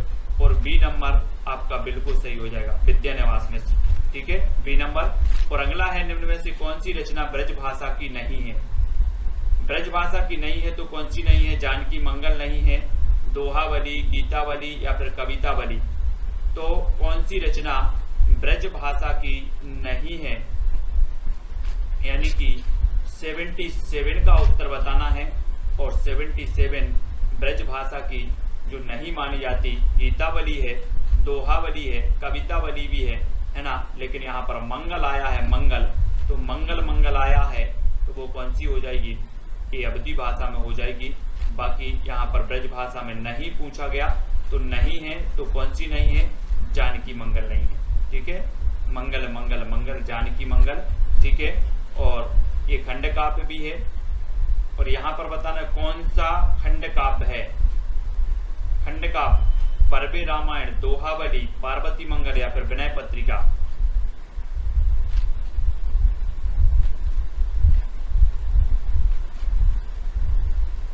तो खंड काव्य पूछा गया तो खंड काव्य कौन सा है? पार्वती मंगल, है ना। पार्वती मंगल क्या है? खंड काव्य है। और आपका उत्तर होगा बी नंबर।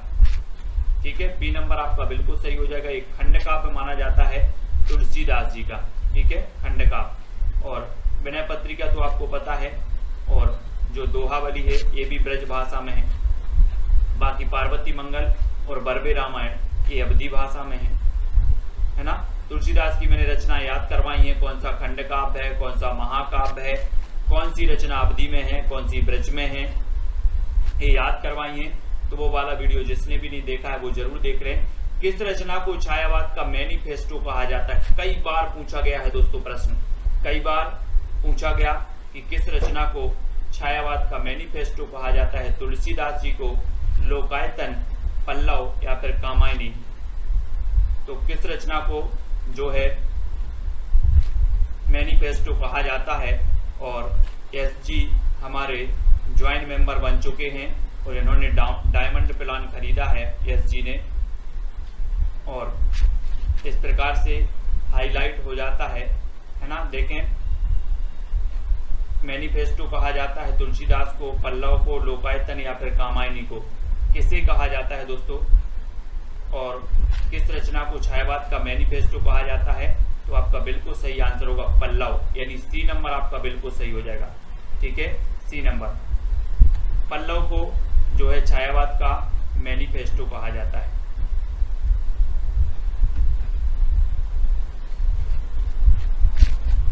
पल्लव आपका बिल्कुल सही हो जाएगा, पल्लव।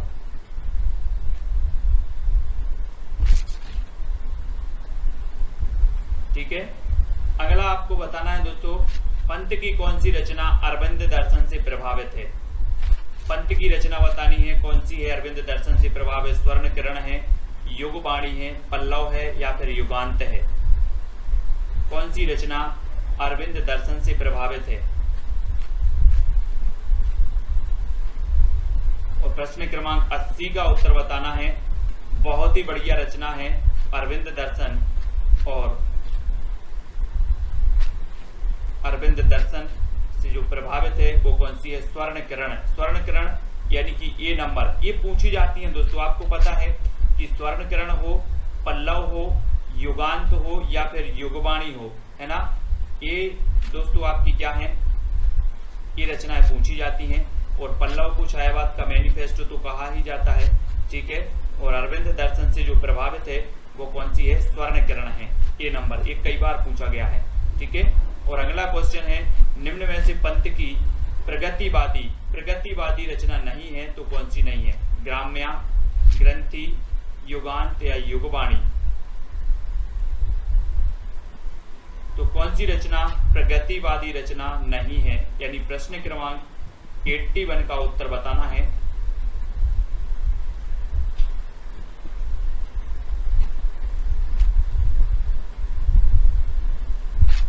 दोस्तों आपको पता होगा कि जो पंत थे सुमित्रानंदन पंत, इन्होंने एक रचना लिखी थी कौन सी, युगांत। और युगांत रचना के माध्यम से इन्होंने छायावाद का अंत किया, यानी कि छायावाद का युग का अंत हुआ युगांत से।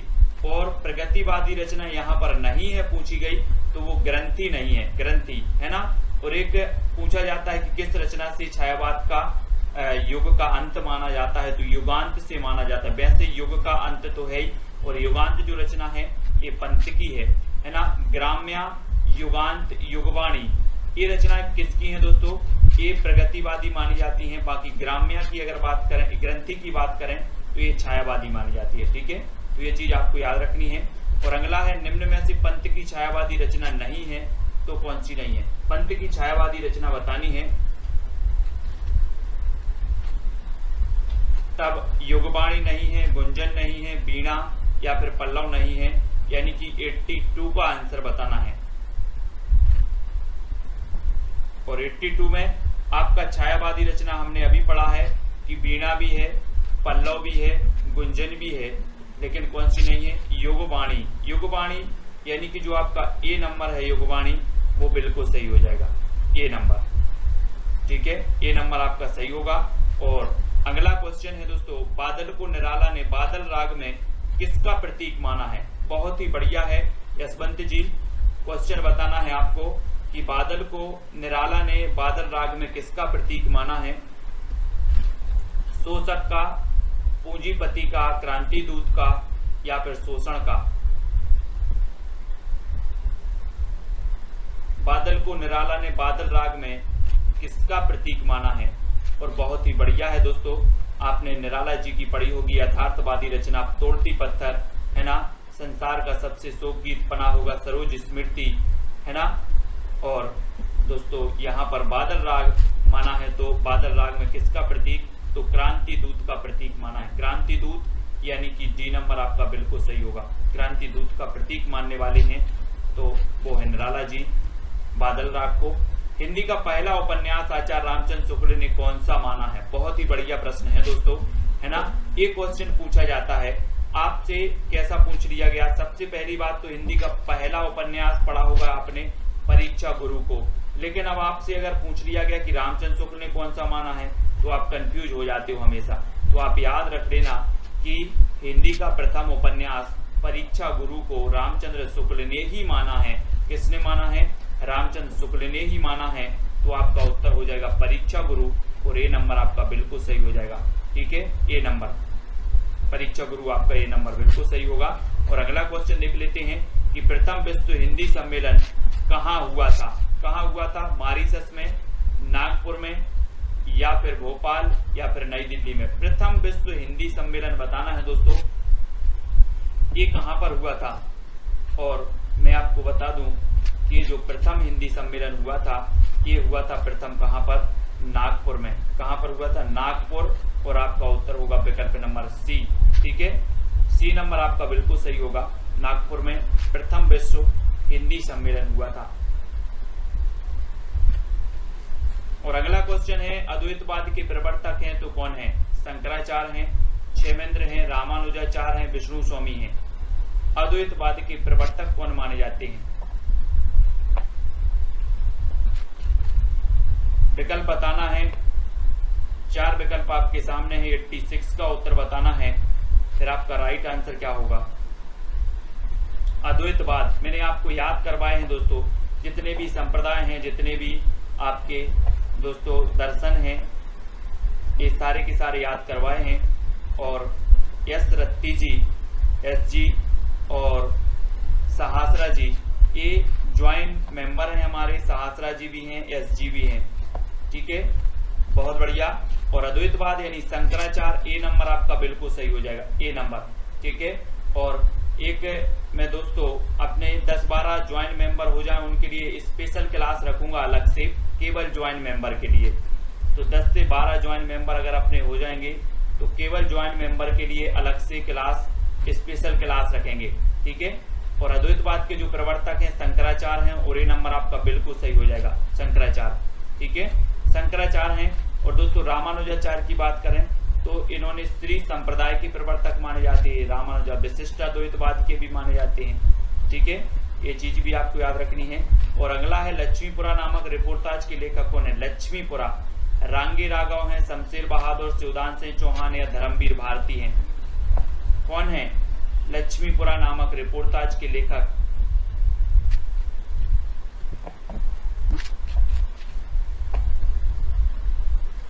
और प्रश्न क्रमांक 87 और 87 का आपका बिल्कुल सही होगा लक्ष्मीपुरा।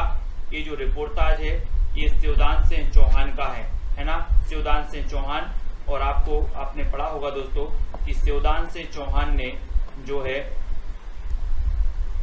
क्या किया है, शिवदान सिंह चौहान ने भारतेंदु जी को हिंदी का प्रथम निबंधकार माना है ना, किसने? शिवदान सिंह चौहान ने, ये तो आपको पता ही होगा। और लक्ष्मीपुरा नामक जो रिपोर्टाज है ये भी किसका है? शिवदान सिंह चौहान का ही है। तो बी नंबर यहाँ पर आपका बिल्कुल सही होगा, ठीक है। और ब्रजभाषा का विकास किस अपभ्रंश से हुआ? किस अपभ्रंश की कौन सी अवस्था से हुआ है, कौन सी अपभ्रंश से हुआ है, जल्दी से बताना है। और आपका बिल्कुल सही आंसर क्या होगा? अपभ्रंश से हुआ है अर्धमागधी से, सौरसेनी से, मागधी से, या फिर इनमें से कोई नहीं।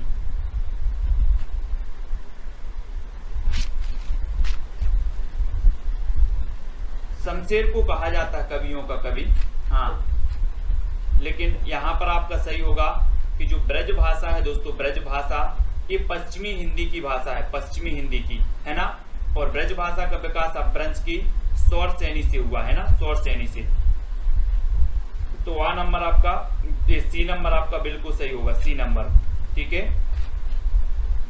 नेक्स्ट है कौन सी रचना आदिकाल की नहीं है? आदिकाल की कौन सी नहीं है? रामचंद्रिका, पदावली, दोहा कोश या फिर पृथ्वीराज रासो? कौन सी रचना आदिकाल की नहीं है?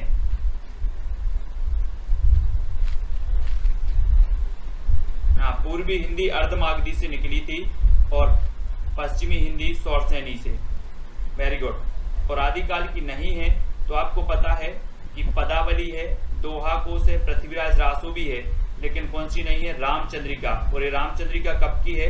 तो ये भक्ति काल की रचना मानी जाती है, भक्ति काल की, ठीक है। भक्ति काल की रचना कौन सी मानी जाती है? रामचंद्रिका।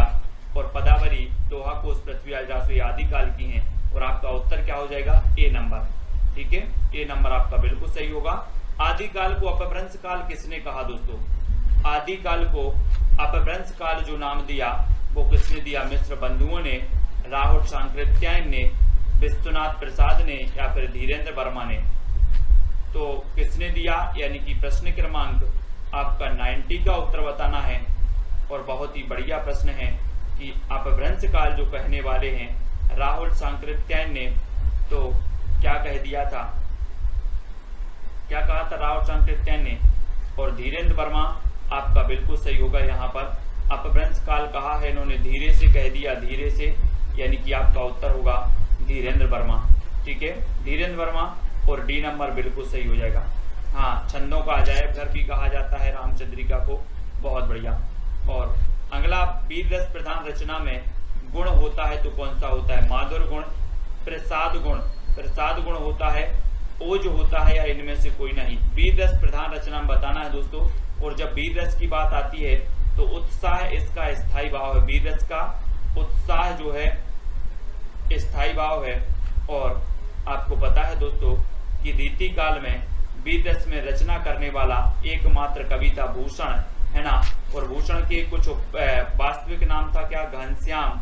और मनीराम भी था इनका, मनीराम, ठीक है, मनीराम भी था, तो हाँ सिद्ध सामंत योग कहा। और बीरस प्रधान जो रचना में गुण होता है तो वो होता है ओज गुण। ओज यानी बी नंबर आपका बिल्कुल सही होगा, ओज गुण। ठीक है, अगला है छायावाद की मूल चेतना किस शब्द समूह से अधिक व्यक्त होती है? किस शब्द समूह से अधिक व्यक्त होती है? स्वानुभूति की विवृत्ति, प्रकृति का मानवीकरण, सौंदर्य का साधन या व्यक्त सत्ता का प्रत्यक्षीकरण। तो राइट आंसर छायावाद की मूल चेतना किस शब्द समूह से अधिक व्यक्त होती है? तो किससे होती है, यानी कि 92 का उत्तर बताना है। और 92 का आपका बिल्कुल सही होगा, प्रकृति का मानवीकरण, यानी बी नंबर आपका बिल्कुल सही हो जाएगा। छायावाद में दोस्तों प्रकृति का मानवीकरण किया गया और छायावाद की मूल चेतना जिस शब्द से व्यक्त होती है वो है प्रकृति का मानवीकरण, और बी नंबर आपका बिल्कुल सही हो जाएगा। ठीक है, बी नंबर। अगले क्वेश्चन की ओर बढ़ते हैं। 84 वैष्णव की वार्ता किसकी रचना है? आपने पढ़ा होगा दोस्तों 252 वैष्णव की वार्ता और 84 वैष्णव की वार्ता, है ना, ये दोनों ही रचनाएं हैं, तो वो किसकी हैं? और मैं जब तक आपको बता दूं कि रूप गोस्वामी की एक रचना है उज्ज्वल नीलमणि, है ना, उज्ज्वल नीलमणि है रूप गोस्वामी की रचना है। और ज्योतिरीश्वर ठाकुर की रचना है कौन सी? वर्ण रत्नाकर। और नाभादास की तो पता ही है आपको, भक्तमाल, है ना। तो 84 वैष्णव और 252 वैष्णव की वार्ता के जो रचनाकार होंगे वो कौन होंगे? गोकुलनाथ, यानी बी नंबर आपका बिल्कुल सही होगा, गोकुलनाथ। ठीक है, और अगला है अवध विलास की रचनाकार कौन है? अवध विलास प्राणचंद्र चौहान है, लालदास हैं, विद्यानिवास मिश्र हैं या फिर भारतेंदु हैं, यानी कि 94 का आंसर बताना है। और 94 यानी कि 94 का आपका बिल्कुल सही आंसर होगा अवध विलास। दोस्तों हम पढ़ते ना अवध के लाल, है ना, अवध के लाल, अवध विलास, और अवध के लाल यानी कि लालदास, अवध के लाल, तो लालदास। ठीक है, और प्राणचंद्र चौहान की रामायण महानाटक है, ठीक है, प्राणचंद्र चौहान। और डॉक्टर राजेंद्र प्रसाद की जो आत्मकथा है वो कौन सी है? राजेंद्र प्रसाद। और एक गालिब छूटी शराब तो मैंने आपको याद करवाया था, एक गालिब छूटी शराब रविंद्र कालिया की है, गालिब छूटी शराब रविंद्र कालिया।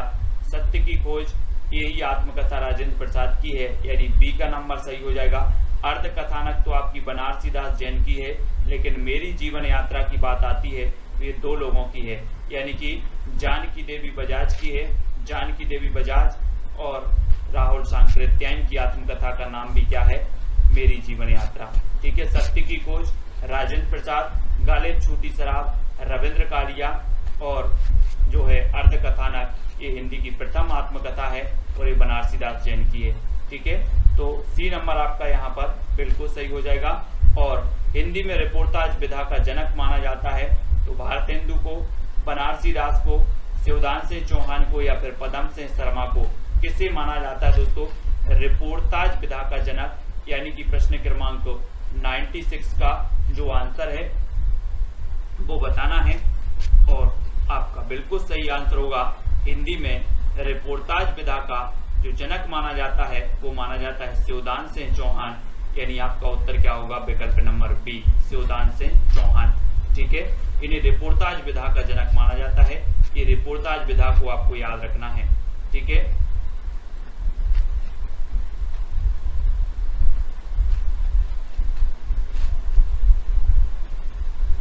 याद रख लेना। अगला है निम्न में से कौन अष्टछाप का कवि नहीं है? कौन अष्टछाप का कवि नहीं है?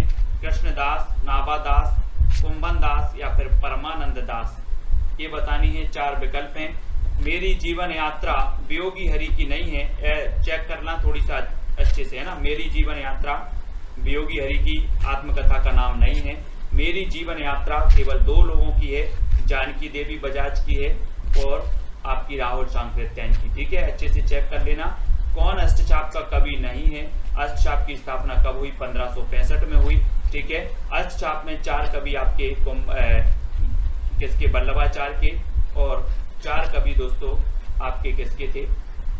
4 वल्लभाचार्य के थे और 4 जो थे वो किसके थे? अब देखो बहुत सारे लोग यहाँ पर कंफ्यूज हो जाते हैं कि दास दास सब में लिखा है, दास यहाँ पर भी आया, यहाँ पर भी आया, यहाँ पर भी आया, यहाँ पर भी आया। लेकिन एक चीज आपको याद रखनी है कि जो नाभा दास है, नाभा दास, इनकी एक रचना है भक्तमाल, ठीक है, भक्तमाल। ये नाभा दास ही नहीं है अष्टछाप के, है ना। सी नंबर आपका बिल्कुल सही होगा, सी नंबर आपका सही हो जाएगा, है ना। और कविता जीवन और जगत की अभिव्यक्ति है, ये महादेवी वर्मा की है, भारतेंदु की है, रामचंद्र शुक्ल या फिर महादेवी वर्मा की है। किसकी रचना है? कविता जीवन और जगत की अभिव्यक्ति है। प्रश्न क्रमांक 98।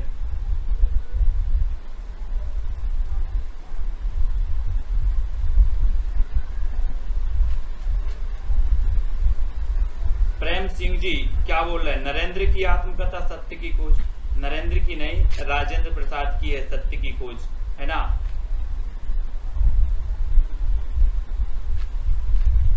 कविता जीवन और जगत की अभिव्यक्ति है, ये कहा है रामचंद्र शुक्ल ने। किसने कहा है? रामचंद्र शुक्ल ने, यानी वी नंबर आपका बिल्कुल सही हो जाएगा, ठीक है। रामचंद्र शुक्ल ने कहा है कि कविता जीवन और जगत की अभिव्यक्ति है, यानी 98 का आपका बिल्कुल बी नंबर बिल्कुल सही हो जाएगा, बी नंबर, ठीक है।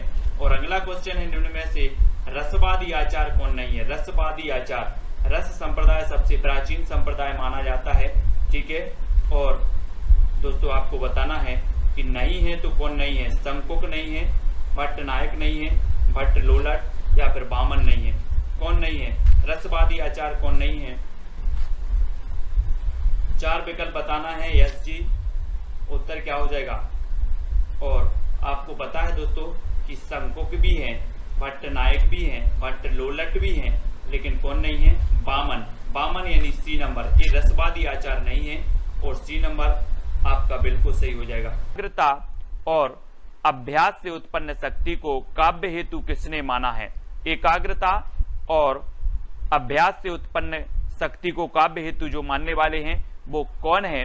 राजशेखर हैं, भरत मुनि हैं, दंडी या फिर मम्मट हैं। तो कौन है?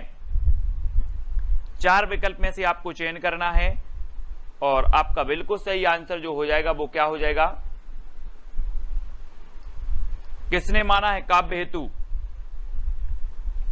और आपका बिल्कुल सही आंसर होगा ए नंबर। जी हां दोस्तों, राजशेखर ने एकाग्रता और अभ्यास से उत्पन्न शक्ति को काव्य हेतु माना है, यानी कि आपका उत्तर क्या हो जाएगा? ए नंबर बिल्कुल सही हो जाएगा, ए नंबर। प्रश्न 9 बजने को 10 मिनट हैं, इस वाक्य का शुद्ध रूप क्या होगा? कमेंट में आपको भी उत्तर बताते जाना है। देखते हैं कितने भाई बंधु, कितनी तैयारी आपकी है, किस प्रकार की आपकी पढ़ाई है। तो 9 बजने को 10 मिनट हैं, तो इसमें आपको बता दें इसका सही उत्तर हो जाएगा 2 नंबर। 9 बजने में 10 मिनट हैं, 9 बजने को नहीं होता, 9 बजने में, ठीक है। इस प्रकार से यहाँ पर हो जाएगा। अगला देखें, कपिस और कपीस का अर्थ है, ठीक है। तो एक तो आपको पता ही होगा कि कपीस मतलब तो होता है बंदर, तो पहले देख लो बंदर किस में है? 2 में है, ठीक है। अब कपिस थोड़ा शब्द लोगों को लग रहा होगा, तो कपिस मतलब गर्मी तो होता नहीं, हाँ कपिस मतलब मटमेला होता है, इसलिए इसका उत्तर ठीक क्या हो जाएगा? 4 नंबर इसका उत्तर ठीक हो जाएगा। इस प्रकार से हमें लगाना पड़ता है, ठीक है। आप हमारे ऐसे वीडियो को देखते जाए, आपका इतना अभ्यास हो जाएगा कि आप कहीं भी हिंदी व्याकरण में गलती कर करके नहीं आएंगे। और आपको पूरी तैयारी व्यवस्थित सिलेबस के अनुसार करनी है, तो आपको यूट्यूब पर सर्च करें टॉप 50 स्टडी, हमारे इस चैनल को आप सर्च करेंगे, इस चैनल को सब्सक्राइब कर लें, तो फिर आपके लिए पूरा क्रम से अध्ययन मिलता जाएगा। अगला देखें, पेड़ों पर मैना बैठी है, पेड़ों पर मैना बैठी है, इस वाक्य का शुद्ध रूप होगा। अब पेड़ों पर मैना बैठी है तो जम नहीं रहा है कि पेड़ बहुत सारे बोला, मैना एक है, इसलिए क्या होना चाहिए? पेड़ पर मैना बैठी है, ठीक है। तो 1 नंबर इसका उत्तर सही हो जाएगा। हमारे उत्तर बताने से पहले आपको कमेंट करना, इसलिए कमेंट खोल लें बिल्कुल और तैयार। अगला है, छंद का नाम बताइए। कौन सा छंद ये बताना है? तो है कोउ पापे हैं पंचतत्व प्राप्त सुनी जम गंधावत। अब यदि छंद का पता लगाना है तो ये कैसा है? मात्रिक छंद है, तो इसमें मात्राएं हमें गिननी पड़ेंगी, टोटल कितनी है, ठीक है। 2 मात्राओं का ऐसा चिन्ह रहता है, एक का ऐसा। तो अपन देखते हैं, कोउ, कोउ में का में ओ की मात्रा 2 है। बिल्कुल इसको ध्यान से सुनना, मैं जो बता रहा हूँ मात्राएं कैसे गिननी है आपको आज पता चल जाएगा, तो आप आसानी से सीख जाएंगे। कोउ का में ओ की मात्रा है, तो इसको 2 मात्रा गिनेंगे, 2 हो गई। ऊ में 1, 3, बड़ा पा है इसलिए 2 मात्राएं 5। पी में छोटी की मात्रा इसलिए 1 ही गिना जाएगा। फिर हा में भी 1। पंच में चंद्र बिंदी लगी है तो आपको बता दें कि जहां पर चंद्र बिंदी होती है उसको 1 ही गिनते हैं, अलग से मात्रा नहीं गिनते। तो पा का 1 गिनेंगे। चा के और आधा ता है तो चूंकि बाद में है तो चा को ही डबल गिनते हैं। किसी भी शब्द के बाद में जैसे त्वा वा में आधा ता लगा है तो उसको इसके साथ डबल नहीं गिनेंगे, चा के साथ डबल गिनेंगे। तो चा का अपन क्या हो जाएगा डबल, ठीक है। और वा का क्या हो जाएगा 1। तो यहाँ पर कितनी हो गई 2 2 और 1 3 और 2 5 और 1 6 7 8 और 2 10 और 1 11 11 मात्राएं इस तरफ हो गई, ठीक है। अब दूसरे तरफ का गिनते हैं। 2 प्रा की 2, ठीक है, और ता की 1 3 और सा में छोटी चूकी छोटे ऊ की मात्रा इसलिए 1 ही गिनेंगे और नी में भी छोटे की इसलिए 1 ही गिनेंगे। तो यहाँ पर कितनी हो गई 5। और जग जम गन 4 हैं सीधा, मतलब ठीक है 1 1 1 1 तो 4 5 4 9। धा बड़ा है तो उसकी गिनेंगे 2, ठीक है। तो कितनी हो गई 11 और वा और ताकी 1 1 2 13। तो इस तरफ है 11 और फिर अगले में है 13। तो इस प्रकार से जहां पर होता है वहां पर देखो आपको उल्लाला तो होता नहीं, गीत का भी नहीं, हरि गीत का, तो रोला छंद होता है क्योंकि दोहा का उल्टा है। दोहा में 13 11 होती हैं और रोला में 11 13 होती हैं। तो इस प्रकार से ये उत्तर ठीक हो जाएगा। दोस्तों हमें उम्मीद है आपको पसंद आ रहा होगा। ऐसे बहुत सारे वीडियो हमारे चैनल पर डले हैं। आपको तो टॉप 50 स्टडी यूट्यूब पर सर्च करके उसको सब्सक्राइब कर लेना है, प्लेलिस्ट में जा करके सारे वीडियो आपको देख लेना है। चलिए आगे बढ़ते हैं, लाइक जरूर कर देना। देश निकाला का सामासिक विग्रह होगा। देश निकाला मतलब देश से निकाला, 4 नंबर इसका उत्तर ठीक हो जाएगा। कहाँ से निकालते हैं? देश से। इस प्रकार से होता है। अब देखें, संक्षिप्तीकरण करते समय संक्षिप्तता एवं खाली स्थान को बनाए रखना जरूरी है। किसी भी चीज का संक्षिप्तीकरण कर रहे, छोटा कर रहे, तो संक्षिप्तता के साथ क्या प्रवाहात्मकता भी जरूरी है, नहीं तो उसका प्रभाव खत्म हो जाएगा ना, तो फिर पढ़ने में आनंद नहीं आएगा। इसलिए 1 नंबर इसका उत्तर ठीक हो जाएगा। अगला देखें, कमेंट में आपको उत्तर बतलाना है। आप सोच रहे होंगे सर हम कम समय दे रहे हैं उत्तर बताने के लिए। देखिए हमें आपका समय बचाना है और साथ में आपसे कमेंट में उत्तर भी चाहिए, तो आप थोड़ा स्पीड बढ़ाएं, कमेंट में उत्तर दें मेरे बताने से पहले। राष्ट्रभाषा किसका प्रतिनिधित्व करती है? राष्ट्रभाषा है चूंकि, तो किसका प्रतिनिधित्व करेगी? राष्ट्र का। तो राष्ट्रभाषा संपूर्ण राष्ट्र का प्रतिनिधित्व करती है, ठीक है, संपूर्ण राष्ट्र का। 3 नंबर उत्तर ठीक हो जाएगा। अगला देखें, रिक्ति को अंग्रेजी में क्या कहते हैं? आप किसी एग्जाम की तैयारी कर रहे हैं तो रिक्त पद निकलते ना, वही रिक्ति। तो रिक्ति को क्या कहते हैं? वैकेंसी। ये है, कितनी वैकेंसी निकली आप हमेशा कहते। उत्तर बिल्कुल आपको पता होता है कई बार, लेकिन आप फिर भी पेपर में गलत करके आ जाते हैं। इसलिए हम प्रैक्टिस सेट लगवा रहे, हिंदी कर रहे कि आप वो गलती ना करें कि आपको बनते हुए भी आप गलत करके आए। वो गलती से हमें बचाना है, बाकी तो याद करानी है। सारी पृथ्वी के राजा को कहते हैं। जो सारी पृथ्वी का राजा होता है उसको क्या कहते हैं? देखो चक्रवात तो कहते नहीं, आप जानते, चौधरी भी नहीं कहते, तो चक्रवर्ती जो समस्त पृथ्वी का राजा होता है, सबसे श्रेष्ठ राजा, ठीक है। अगला देखें, सर्प का पर्यायवाची बताओ। सर्प मतलब सांप, तो इसका पर्यायवाची पहली नंबर पे दिया है भुजंग, ठीक है, भुजंग सर्प का।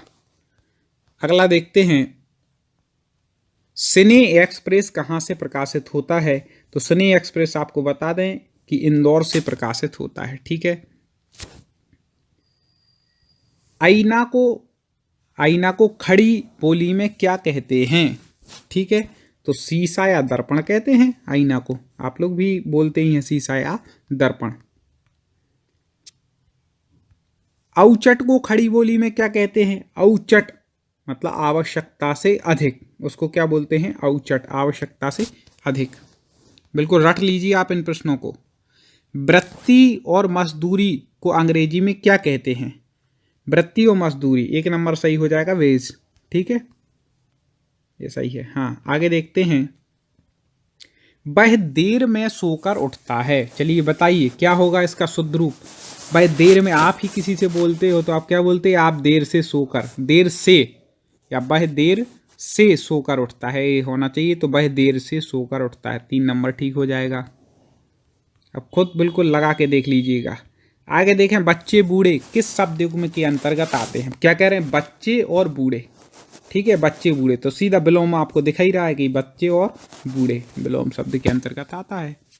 पर्याय युग में दिया ना, तो कंफ्यूज नहीं होना, पर्याय युग मतलब पर्यायवाची युग में है क्या, ऐसा। अगला देखें, यहाँ पर रस का नाम बतलाना है, तो बिंद के वासी उदासी तपो बृहदारी महा बिनु नारी दुखारे। ठीक है, और गोतमतीय तरी तुलसी सो कथा सुनी मैं मुनि वृंद सुखारे हैं शिला सब चंद्रमुखी पर से पद मंजुल कंजित खार। एक तरह तो तपोव्रतधारी कह रहे, एक तरफ नारी की बात करते हैं, हास्य की प्रकटित हो रहा है। ठीक है, तो यहाँ पे कौन सा रस हो जाएगा? हास्य रस। पढ़ करके ही आता है, देखो इसके लिए अभ्यास करना पड़ता है रस पहचानने के लिए। आप ऐसे ही हमारे क्वेश्चन लगाते रहें, आपको अभ्यास हो जाएगा। बाकी अलग ट्रिक से हम जो रस पढ़ाएंगे तो उसमें तो आपको रट ही जाएगा। रस का नाम बताओ। जता पंख बिनु खग अति दीना मणि बिनु फन करिवर करहीना अस मम जीवन बंधु बिन तो ही जो जड़ देव जिया भय मोही। अब यहाँ पे क्या कह रहे हैं? देखो, जथा पंख बिनु खग अति दीना, जैसे कि पंखों के बिना पक्षी कैसा होता है? अति दीन होता है, दुखी होता है। मणि बिनु फन करिवर करहीना, अब दीनहीन ऐसी जहां पर बात है, आप खुद समझ जाए कौन सा रस होगा। करुणा की बात आ रही है तो कौन सा रस हो जाएगा? करुण रस यहां पर हो जाएगा। इतना ही समझ सकते हैं। अगला देखें, ये कई बार पूछा गया, कर का अर्थ है। कर मतलब एक तो हाथ होता है, तो हाथ इन तीन में दिया है। ठीक है, फिर दूसरा कर का जो अर्थ है वह किरण भी होता है।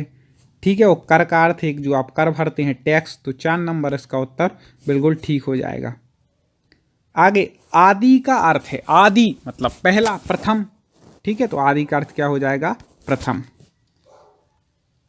आगे बढ़ते हैं, आदि अंत किस शब्द युग्म के अंतर्गत है? आदि और अंत मतलब आदि मतलब प्रारंभ, अंत मतलब समाप्त, तो क्या हो जाएगा? विलोम शब्द है, सीधा सीधा आपको दिखाई दे रहा है। अब है राजभाषा। उस भाषा को कहते हैं जिस भाषा के द्वारा, राजभाषा किस भाषा को कहते हैं? तो आपको बता दें, जिस भाषा के द्वारा किसी राज्य के प्रशासनिक कार्यों को संपन्न किया जाता है। याद रखिएगा, राजभाषा में क्या होता है? किसी राज्य के प्रशासनिक कार्य क्या होते हैं? संपन्न किए जाते हैं, प्रशासनिक कार्य संपन्न होते हैं। अगला देखें, साहित्य गुंजन नामक साहित्यिक पत्रिका कहाँ से प्रकाशित होती है? तो आपको बता दें, साहित्य गुंजन इंदौर से प्रकाशित होती है। कहाँ से होती है? इंदौर से। अब है 4 मासों का समूह का समस्त पद होगा। 4 मासों का समूह, उसको क्या कहेंगे? तो 4 मास, तो क्या हो जाएगा? चौमासा। ठीक है, और चौराहा किसको कहते हैं? 4 राहों का समूह को चौराहा कहते हैं। याद रखिएगा, यहाँ पे 4 मासों का पूछा है, इसलिए क्या हो जाएगा? चौमासा। आपको जल्दबाजी में उत्तर नहीं लगाना है, नहीं तो जल्दी लगा के आगे बढ़ गए, बिल्कुल ध्यान से देखना है। चलिए, इस सामने बिल्कुल हम पेपर के ही प्रश्न लाए हैं, जिससे आपको बिल्कुल समझ में आ जाए, ऐसे प्रश्न आते हैं। 4 पैरों वाला को इनमें से क्या कहते हैं? जिसके 4 पैर होंगे, पैर मतलब पद, तो आप देख लें, चतुष्पद मतलब 4 पैर। ठीक है, इस प्रकार से आप सीधे आंसर लगा सकते हैं। अब देखें, चिरंतन का विलोम होगा। चिरंतन का पहले यदि है किसी चीज का विलोम जानना है तो उसका अर्थ आना चाहिए। चिरंतन मतलब चिरकाल से जो चला आ रहा है, प्राचीन काल से जो चला आ रहा है, तो चिरंतन का क्या हो जाएगा? अब आप आसानी से लगा सकते हैं, नश्वर जो मतलब प्राचीन से, चिरकाल से, हमेशा से है, तो वो चिरंतन हो गया। और नश्वर मतलब जो नाश को प्राप्त हो गया, नश्वर हो गया। ठीक है, अगला देखें, वाक्य का नाम बताओ। रमेश ने बताया कि वह घर जा रहा है। वाक्य होते हैं मिश्र वाक्य, संयुक्त वाक्य, सरल वाक्य, ये सब कुछ आपको बिल्कुल ट्रिक के साथ पूरे सिलेबस के अनुसार पढ़ाया जाता है हमारे चैनल टॉप 50 स्टडी पर। तो आप जुड़े रहें और प्ले लिस्ट में जाकर के आप सभी सब्जेक्ट की, चाहे आप संस्कृत पढ़ रहे हो, चाहे पर्यावरण, चाहे बाल विकास, किसी भी चीज़ की आप तैयारी कर रहे हो, चाहे हिंदी साहित्य, हिंदी व्याकरण, सब कुछ यहाँ पर आपको उपलब्ध मिलता है। तो रमेश ने बताया कि वह घर जा रहा है, कैसा है?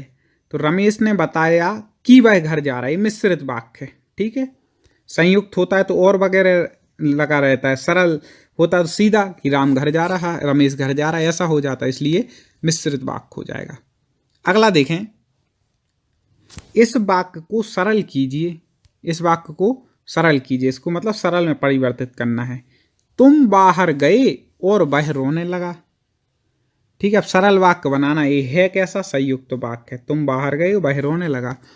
ठीक है, तो संयुक्त है। अब इसको सरल, मतलब तुम्हारे बाहर जाते ही वह रोने लगा। अब देखो ये कहाँ पर लिखा है, ये 3 नंबर पर।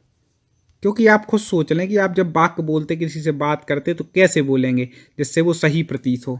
ठीक है, तुम्हारे बाहर जाते ही वह रोने लगा। दोस्तों अभी तक लाइक ना किया हो तो एक बार लाइक जरूर कर देना और कमेंट में बताना कि आप किस एग्जाम की तैयारी कर रहे हैं, जिससे पूरे सिलेबस के अनुसार वीडियो आए। इस वाक्य को संयुक्त वाक्य में बदलिए। कठोर बनकर भी सहृदय बनो। कठोर बनकर भी सहृदय बनो। अब इसको संयुक्त बनाना है, तो कठोर बनो परंतु क्योंकि दोनों बात करें कि भाई कठोर तो हो लेकिन सहृदयी भी बनो, केवल कठोर ना रहो। ठीक है, तो कठोर बनो परंतु सहृदय बनो, ये हो गया। अगला देख लेते हैं। अगला है अलंकार का नाम बताओ। रस छंद अलंकार ये तो पूछे जाते हैं, तो अलंकार का नाम बताना है। साथ ही संधि और समास की बहुत अच्छी ट्रिकें के साथ हमने वीडियो पढ़ाया है, तो आप वो जरूर देख लीजिएगा। तो अलंकार का नाम यहाँ पूछा है। हनुमान की पूंछ में लगन ना पाई आग, लंका सारी जल गई, गए निशाचर भाग। अब ये इतना सरल है, इतने बार पूछा गया है, तो मैं चाहता हूँ इसका कमेंट में उत्तर आप लोग दें। देखते हैं कितने भाई मित्र बंधु सही उत्तर देते हैं। बहुत सारे स्टूडेंट को ऐप डाउनलोड नहीं करते बन रहा है, या फिर कर भी लिया है तो कोर्स भी नहीं देख पा रहे हैं। तो मैं आज उनको बता दूं कि ये जो सेल्फ स्टडी क्लासेस इस प्रकार से जब आप प्ले स्टोर से करते हैं, तो ये आपका वेल जो है आइकन उसमें लगा हुआ है ना। तो इस प्रकार से सेल्फ स्टडी क्लासेस आपको सर्च करना है और ऐसे आइकन में आपको ऐप मिलने वाला है। ठीक है, तो दोस्तों हम देखें कि प्ले स्टोर में आपको इस प्रकार से दिखेगा ये सेल्फ स्टडी क्लासेस। ठीक है, ये प्ले स्टोर में आपको सेल्फ स्टडी क्लासेस का ऐप दिखने वाला है। ठीक है, ये इमेज उसमें डली है, ये आइकन, ये लोगो उसमें डला है। ठीक है, अब दोस्तों इसको इंस्टॉल करना है, यहां से आप इंस्टॉल करेंगे। ठीक है, अब इंस्टॉल करेंगे तो वहां पर आपको नंबर मांगेगा, जीमेल नंबर मांगेगा, तो आपको ओटीपी आएगा, तो आप रजिस्टर करके आगे बढ़ेंगे।